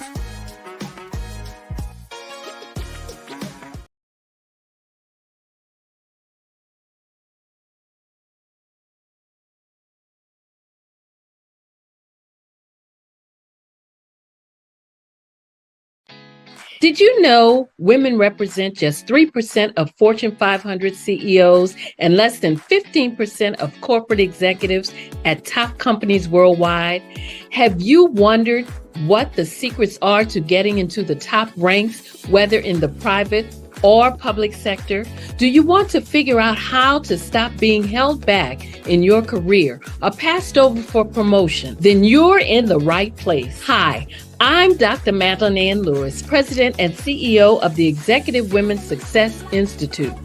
I have decades of experience in the military, the federal government, and corporate America, and my mission is to help women succeed and tap into their full potential. I want to reach 1 million+ women around the world to become the leaders they are meant to be. So if you want to move into a management or executive level position, or maybe you are a female veteran transitioning out of the military into business entrepreneurship, then reach out to the Executive Women's Success Institute at 301-693-3284. Let us get you on the fast track to success.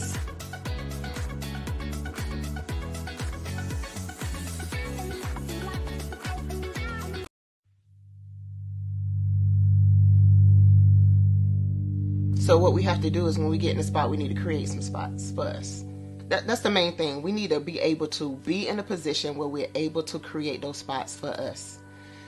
For me, being an entrepreneur, I'm not just going to get a business and then leave you sitting high and dry. If you ask me some questions about entrepreneurship, I'm going to give you as much as I received. I've seen people who made it, and then when you ask them, it's like, okay, now you have to pay me for the information, the same information I got for free. We probably in totally different cities. There's no way that we're going to bump heads or anything. We're not competing. Bring me up with you.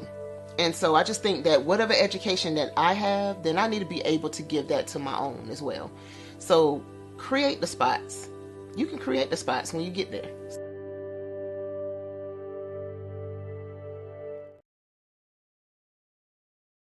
Hey, it's your girl Colette V. Smith. The V is for victory. My mama would tell you the V is for Veronica, but it's Colette V. Smith, the NFL's first African-American woman to coach in the history of the National Football League, by way of being the first female in 2017 to coach in New York Jets franchise history. Today, I'm the founder of Believe in You Incorporated. Believe in You Incorporated.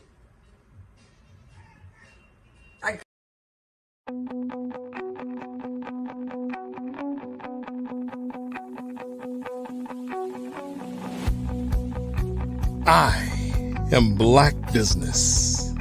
From the moment I wake until the time I sleep. Yes, I am Black business. I am Black business. Tell me, are you Black business? I am Black business. Do you support Black businesses? Listen, I support black business because I am black business. Black Business Expo, one of the largest business showcases in the history of black business in the world. The world! Sign up today at www.blackbusinessexpousa.com or call 919-308-9090. I am black business.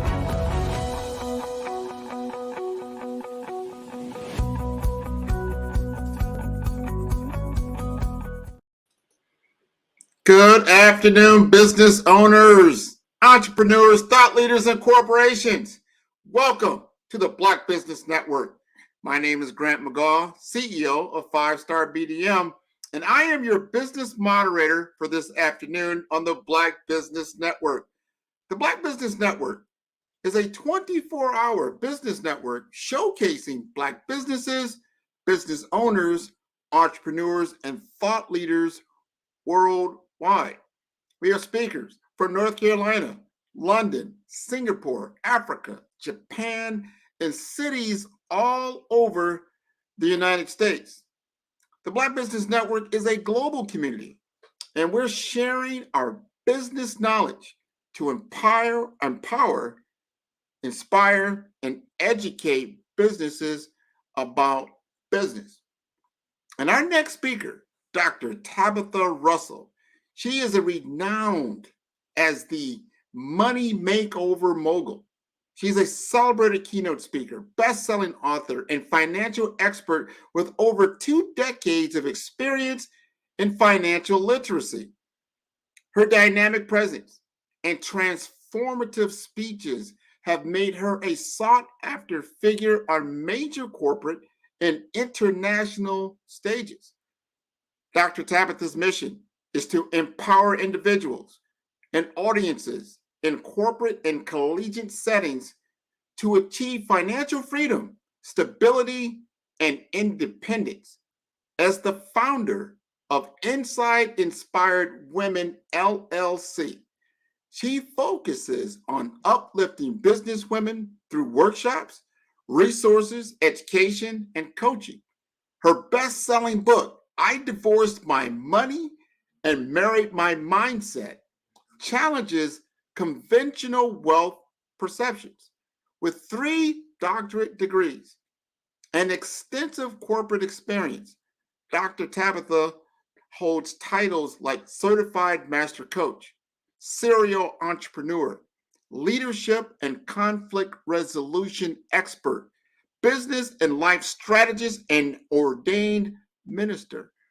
Her visionary work has earned her numerous awards and certifications, including the Presidential Lifetime Achievement Award, featured on ABC, NBC, Fox, and CBS, and in top publications like Shout Out Atlanta magazine.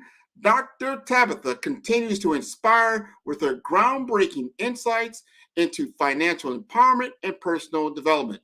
Let us welcome Dr. Tabitha. Hello there. How are you? I am wonderful. How are you doing? Fantastic. I'm so excited to be here on today. I am glad that we're going to have a fireside chat. And I get to listen to you real time right now because your accolades speak volumes about your accomplishments. Thank you so much. Oh, you're most welcome. So talk to us about financial literacy and talk to us from a lens of how you are helping Black women to traverse in that world, especially from an entrepreneurial lens. Yeah, I believe that financial literacy is one of those things that needs to be at the forefront of every conversation that we're having around the dinner table, right? It needs to start at home, first of all. One of the things that I've learned over the course of years is there's 2 things that is not taught in school that's very essential for us to be able to thrive, right? Like money is one of those things that everybody can identify with. I don't care what language you speak. I don't care where you live. All of us need money in order for us to have just the bare essentials. Now, when it comes to entrepreneurship, the reason why I work with women, first of all, is that we're the nurturers, we're the caregivers of the home. And so generally, because of that, we have the interpersonal relationship with everybody. Not to say that the husband doesn't have it or the man of the house doesn't have that, but from a cultural standpoint, the women are, if you study other cultures as well, that those are the ones sometimes that's teaching language. They're teaching you how to comb your hair, brush your teeth, all of that kind of stuff. So with women, when we teach skills from an entrepreneurial standpoint, those skills translate into the home in other ways as far as skills are concerned, especially around money and assets, as well as now you have children growing up in this type of environment. So therefore it translates into generations to come. So that's really why I teach financial literacy through an entrepreneurial lens, because it allows us to be able to now not just teach the person, like the wife of the home, the mother, but it also translates into the children as well. That's very important. Very, very important to understand the foundational aspects of it all and how that translates over time, and to help people to learn to adopt a new mindset. Now, in your book, I divorced my money and married my mindset. I love the title, because that definitely, it's a grabber, right? It's a grabber, and you're emphasizing mindset in achieving financial success. How do you believe mindset impacts financial decisions and outcomes? Mindset is everything. That generally is the start of where our decision making comes in.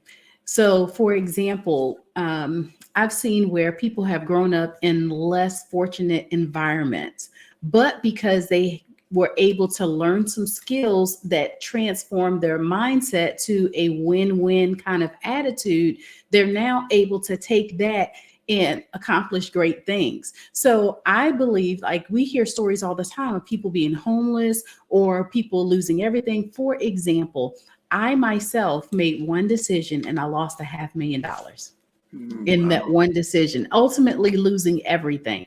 I got into a partnership. We acquired $1 million contract. I didn't know what I didn't know at the time to have another contract with my partner. And so because I didn't have the proper things in place at that time, it caused me to lose my portion of that contract, which was the $500,000. I had already invested out of my own pocket $100,000 to put into this business to get it up and going, buy equipment, supplies, all that kind of stuff. So I believe that mindset, because it was my mindset that really allowed me to be able to bounce back from that.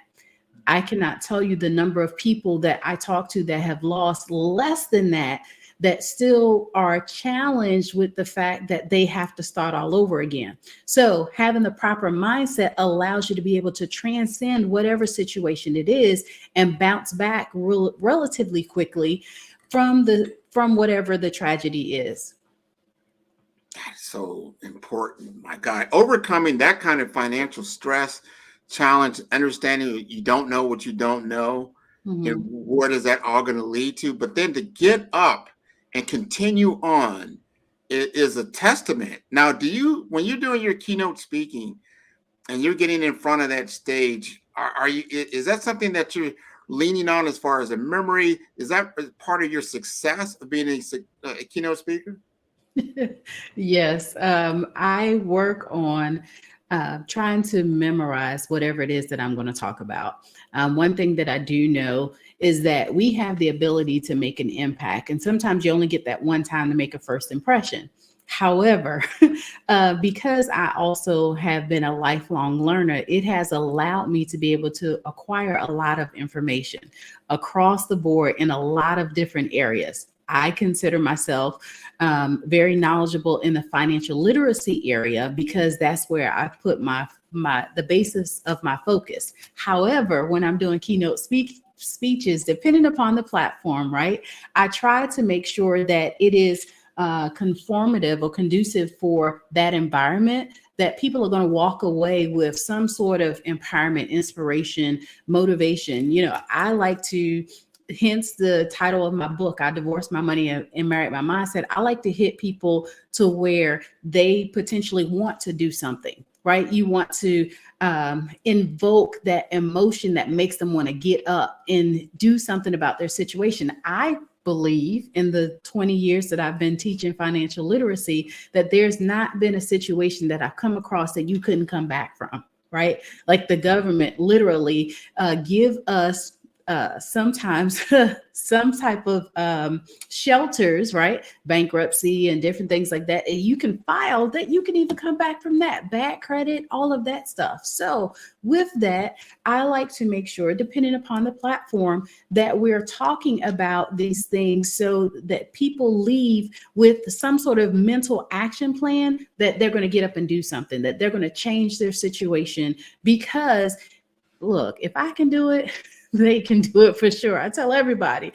you don't get a pass because where you came from. You don't get a pass to say, oh, woe is me, my family, that kind of stuff. Like, no, you have to be motivated and encouraged, enlightened to want to do something. But it starts with you, and it starts really with one decision. Wow. I mean, you said it right there. There's no excuses out here. There's so many stories you hear about people that had, very troubling beginnings. And you said, wow, how did you, traverse those circumstances to get to where you are? And it is one step at a time, but you have to have that foundational belief in yourself. You can get through this. You sometimes you don't have a choice. The choice is, do or die in certain circumstances. I want to switch gears just a little bit, because in the corporate setting, even in our educational setting, our corporate settings, I'm not sure if we're getting the right information about financial literacy when we're looking at our primary institutions. It seems like you have to go above and beyond just to get real knowledge about how finance operates in a capitalistic society. I agree. And this goes back to my original point that the two things that we need the most is not being taught to us: money and mindset.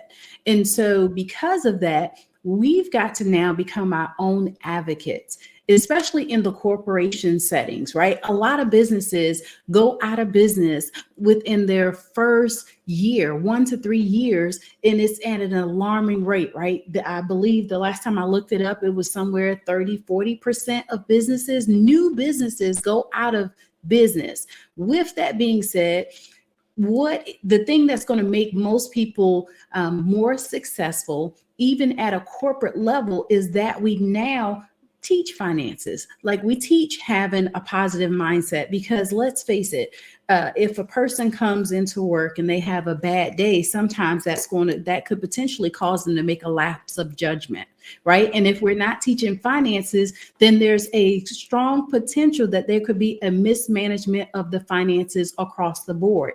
And so having these two things in place and really reinforcing that, whether it is in the small mom and pop shops or whether it is in the larger corporation, it could potentially fortify the businesses to really make a difference. One of the mistakes I know that I made in my business when I first started out as an entrepreneur was that I did not diversify my portfolio, meaning that I had one stream of income. And so today, if we look at anything within the last 3 years, because a lot of businesses did not have the proper things in place, was the reason why even some of the companies that were well established went out of business, was because they didn't have proper money management. And sometimes people at the helm that had the mindset to say, we're going to pivot, right? We'll put a pin in it right here, and we're going to do some things differently, catch up and be innovative enough to be able to transcend this place where we are right now. So in order for us to be able to do that, we've got to definitely put financial literacy and mindset coupled together, right? The same way that they're bringing in DEI in most of the corporations today, right? It needs to be around the board table. That needs to be a topic of discussion for a lot of corporations. Wow, you bring up a lot of good information, good topics. and understanding our future.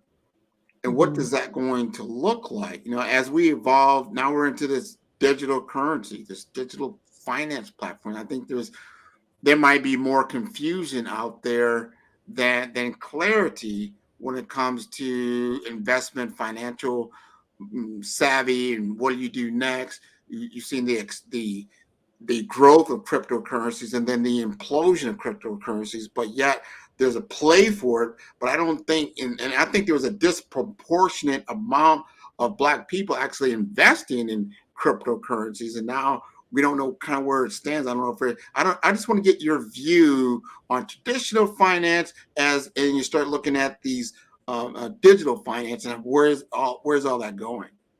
Yeah, I believe that digital currency is definitely going to have a major play across the board with a lot of corporations. There's been talks about some of the bigger corporations starting to take digital currency as a form of payment. That tells us that we're now getting to the stages of where there's potentially more structure behind it. I believe the reason why the Black community specifically has not gotten a lot into it is because of lack of knowledge.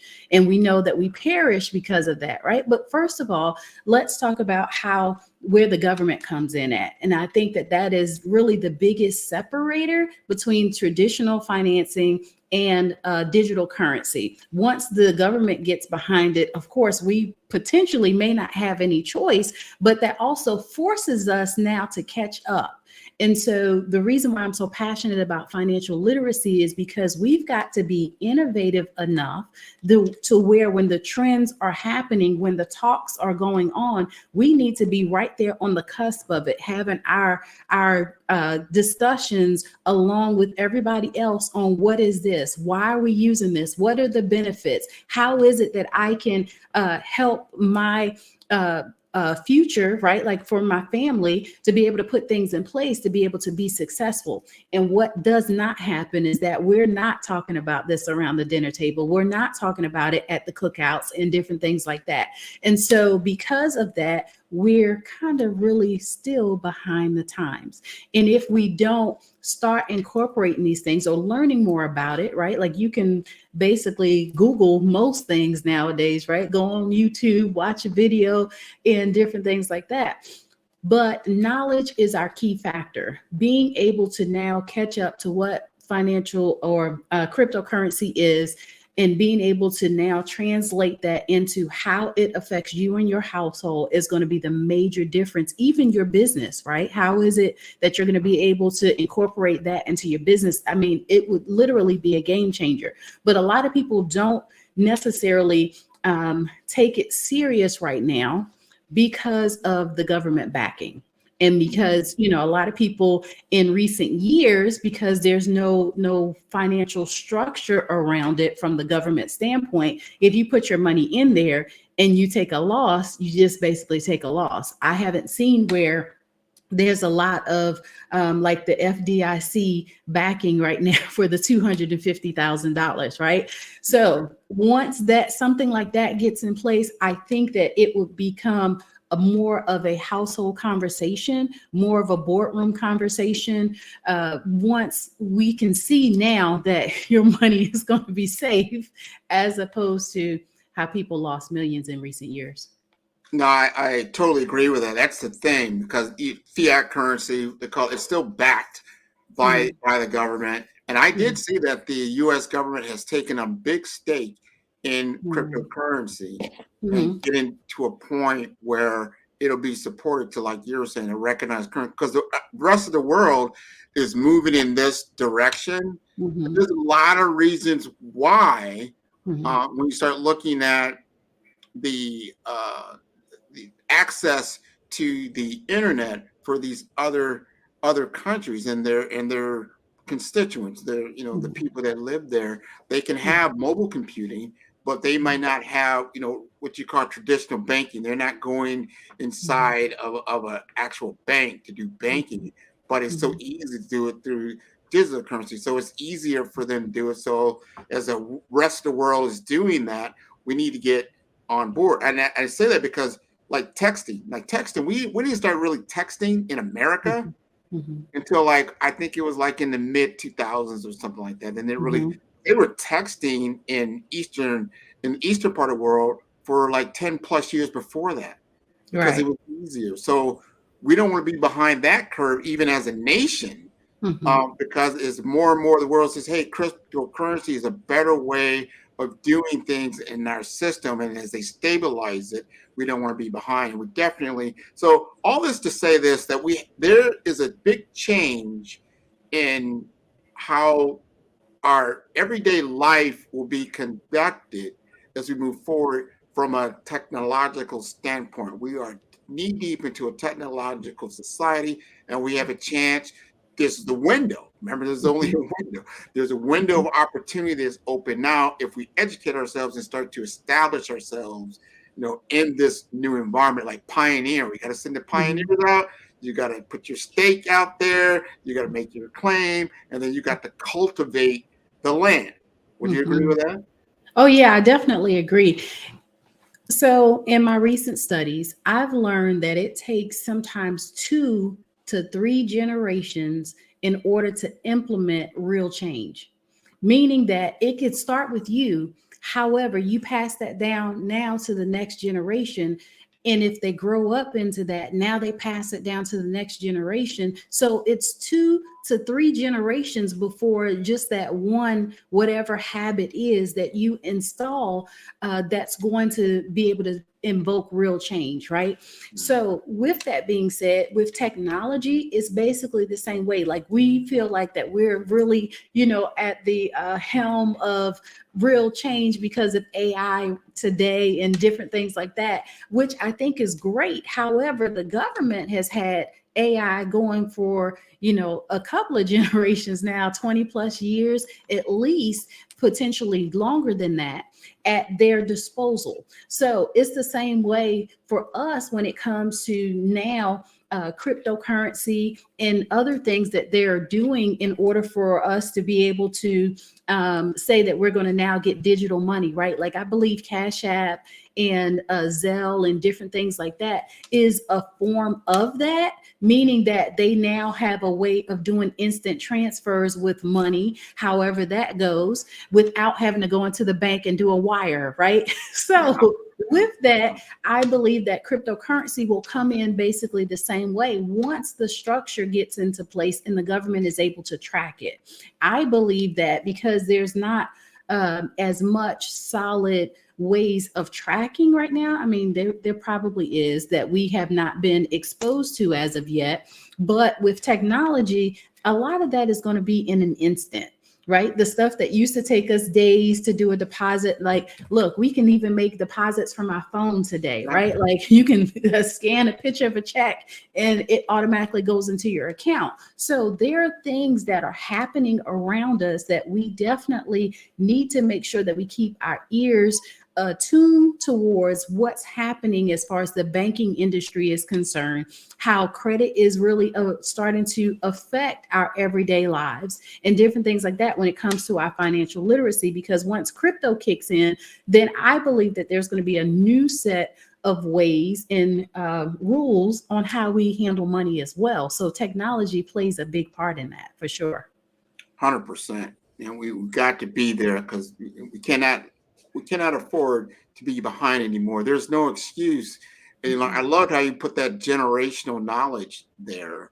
So you're basically learning what your grandfather knew. And our grandfathers at like, it's big for me, my grandfathers at the time, my grandfather was born in 1923. They was just getting, the cars are going, World War II was going. He didn't see television until he was well into his 20s or 30s. So his mindset was that of, a worker bee for the most part, right? And I think for a lot of people, Black people in America, that's probably was, the element. You didn't have a profession. You didn't worry, money. Yeah, as long as you had a job, you were doing good. You had a job, you were a stable job, right? You had a stable job, you're doing good. You can raise your family. Now you look at that and say, but were you really taught to be an entrepreneur? Was that an aspiration? I remember my grandfather encouraging me and my family members to get education.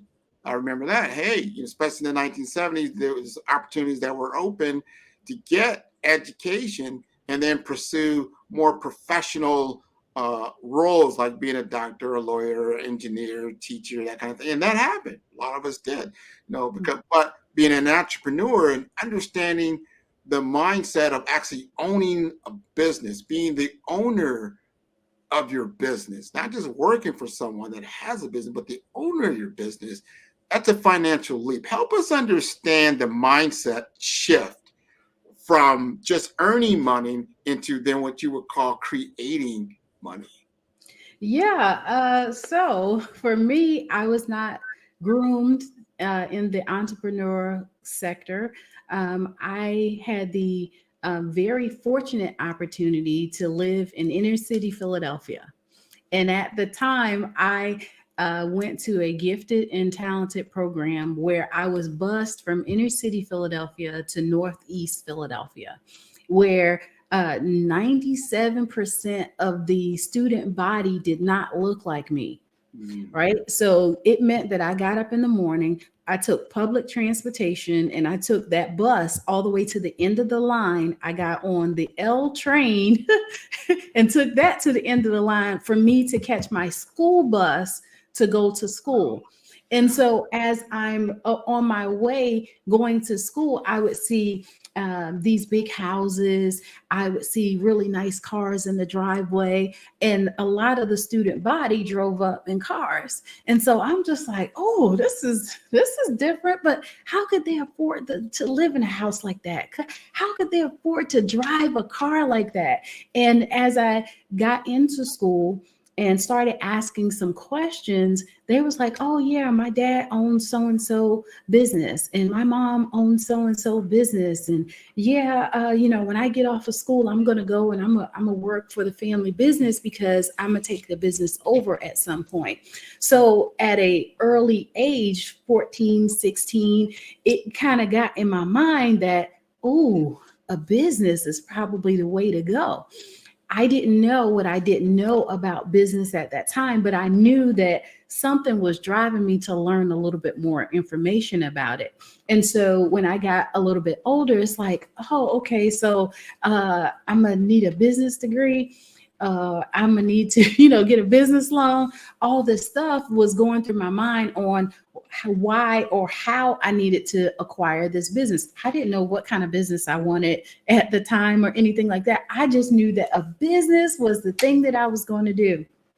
And so as time went on, fast forward, 20 years, and I get out there, well, we won't say quite 20, but as I got out there and I became a business owner, I learned a lot of things about life in general, meaning that you don't just jump out there with an idea and a few dollars in your pocket and feel like you're going to make it overnight, right? Like you got to solidify yourself with some education, some knowledge, do some background, some research on the type of business that you're going to go into. What is it that makes the competitors successful in what they're doing, and how it is that you can glean in their garden just a little bit in order for you to be able to set a great foundation for you to be able to potentially move forward in that area.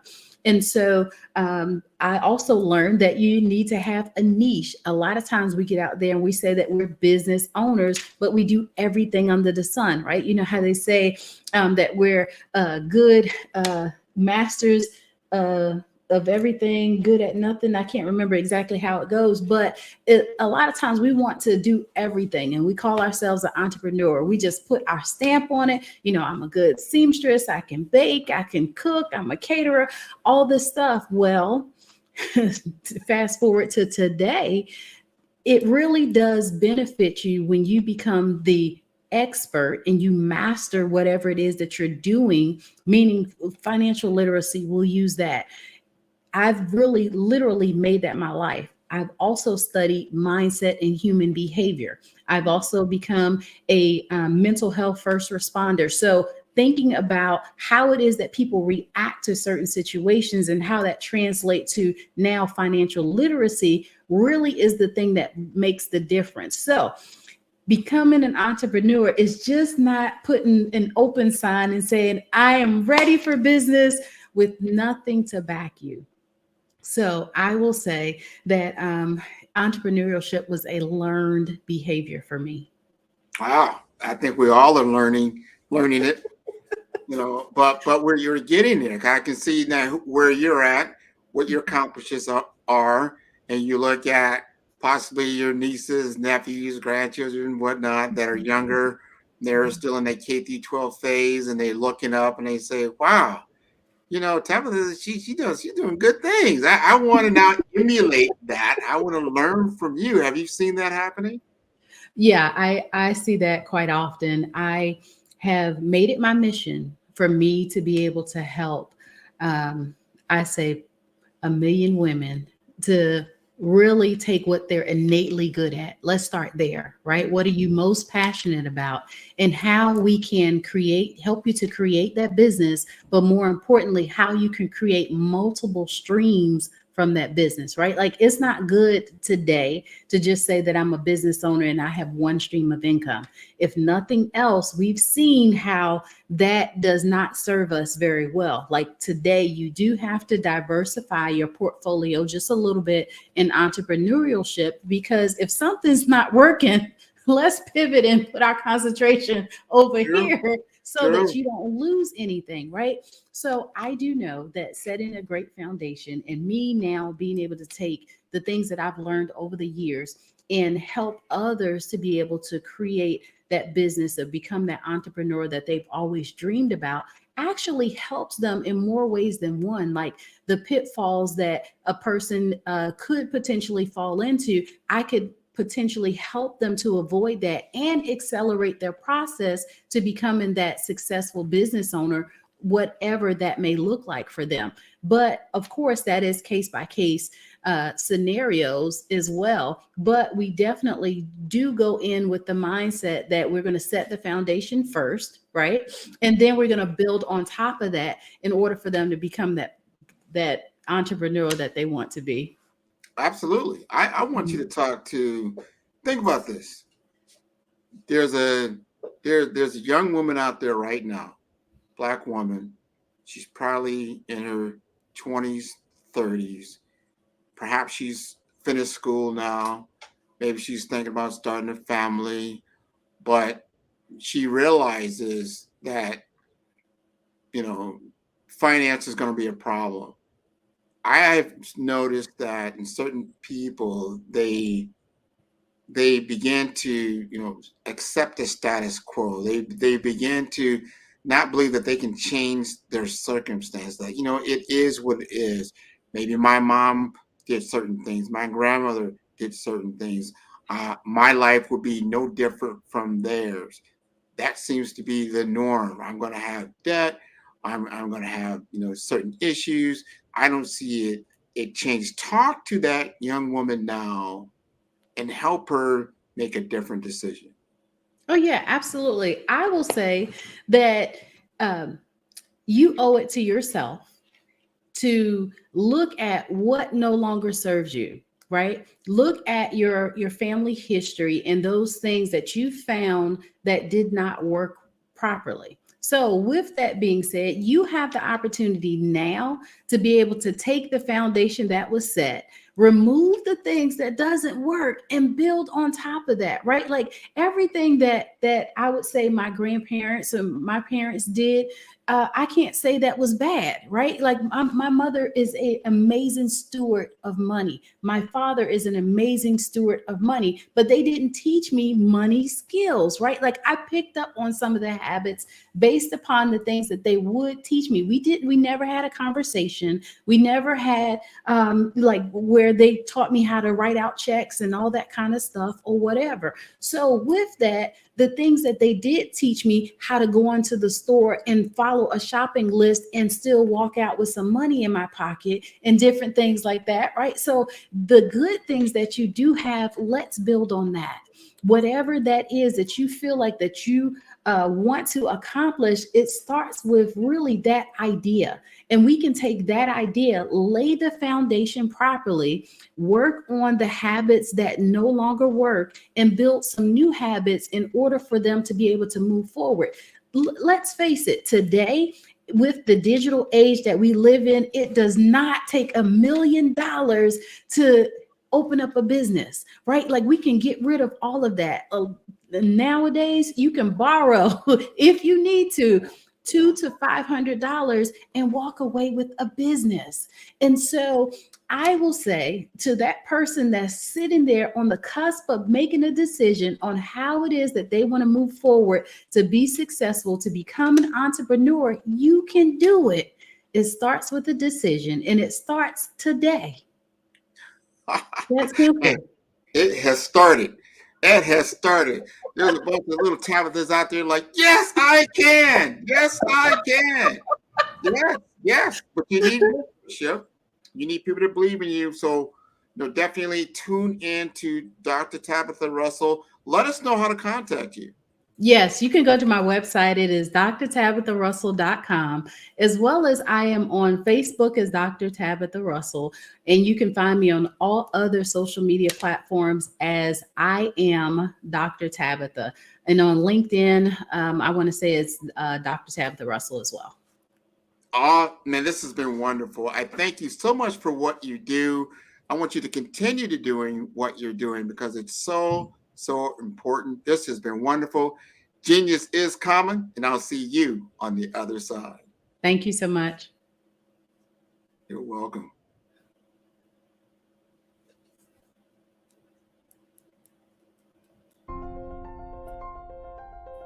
What if you could build your own city? A place where every child can find nurturing people to help them achieve their full potential. A place where every adult can access job training support, where health education is abundant, where social justice ruled the land. A place without limitations. Welcome. You have arrived at STEM City, USA. It is what every city should be. A safe and trusted community where you find people and resources to help you become everything you are and beyond. STEM City is unlike anything you have ever experienced. It is a digital twin of the world around you, only better. STEM City is about energy and soul renewal. It is more than a digital world. You can almost feel the power of live cultural events, music, and theater. STEM City promises a better future for children with caring mentors and hands-on activities with dedicated tutors to support our youth. STEM City is your passport to a healthy lifestyle with weekly events addressing our community's many issues. STEM City is your financial well-being with helpful information on wealth management, career advancement, job training, and so much more. STEM City is the community you deserve. It is the city where your dreams can come true. STEM City USA, a place in the sky that is accessible to all who reach for the stars.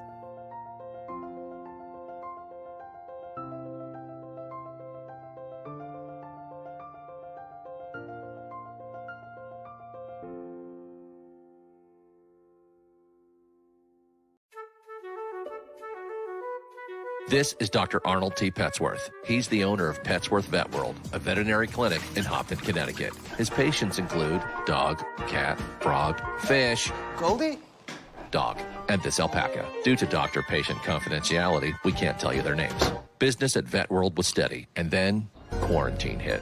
Neighbors brought new four-legged friends into their homes. Bunnies. Bunnies everywhere. Dr. Petsworth welcomed these new patients with open arms. The only problem? There were more appointments than he could manage.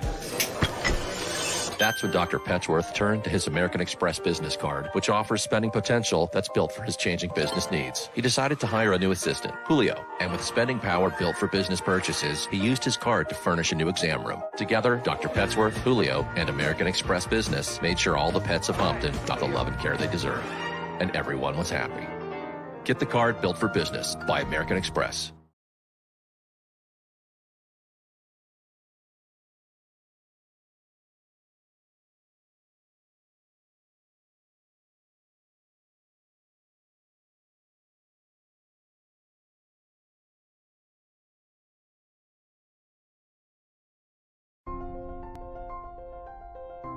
I'd like you to imagine with me, if you will, opening an app where you can collaborate with like-minded individuals from around the world, get inspiration and in-app tools to launch and grow your business, as well as share your knowledge and earn compensation, all in one app. Well, the name of that app is Truso, short for Truly Social. Hi, I'm Matthew Newman, the founder and CEO of Truso. A new concept in social media, Truso is designed from the ground up to be a platform that's both social and empowering for all its users. How exactly do we do that? I'm glad you asked. First, Truso brings the world together via video. Psychologists assert that video provides a significantly more effective connection than audio only. When you enter a community on Truso, you're face to face. Second, on Truso, you don't have to have 1 million followers to monetize. Our business model allows all hosts and moderators to monetize, no matter the size of your following, by 1, producing fee-based content, and 2, inviting others to join the platform as subscribers. Even more, Truso has an in-app resource library with over 100 free resources, forms, and documents to help you build your brand and grow your business. Third, Truso is inclusive. The deaf and hard of hearing communities make up 360 million people worldwide. Unlike audio-only apps, Truso embraces this community, providing a networking platform that allows them to participate via video and closed captioning. We even have a deaf and hard of hearing foundation in the works as well. Fourth, Truso is both social and safe. We refer to Truso as a virtual extension of the beauty shop, barbershop, and brainchild of the community. A place where there's laughter, along with wisdom, growth-oriented conversation, and genuine connections in a safe space. Truso even has proprietary security to ensure we maintain a safe environment for everyone. Where are we at now? Truso is live, y'all. We've launched in beta, and we're acquiring users daily. We have an incredible development and marketing team, plus amazing celebrity influencers at the table, helping us spread the word around the globe, beginning within the African diaspora and beyond by creating a safe space for growth, connection, and collaboration. We're truly excited about Truso. We've created something special for which there is a global market. And we invite you to embark on this journey with us as a shareholder. The future for Truso is truly bright. Join us and let's go there together.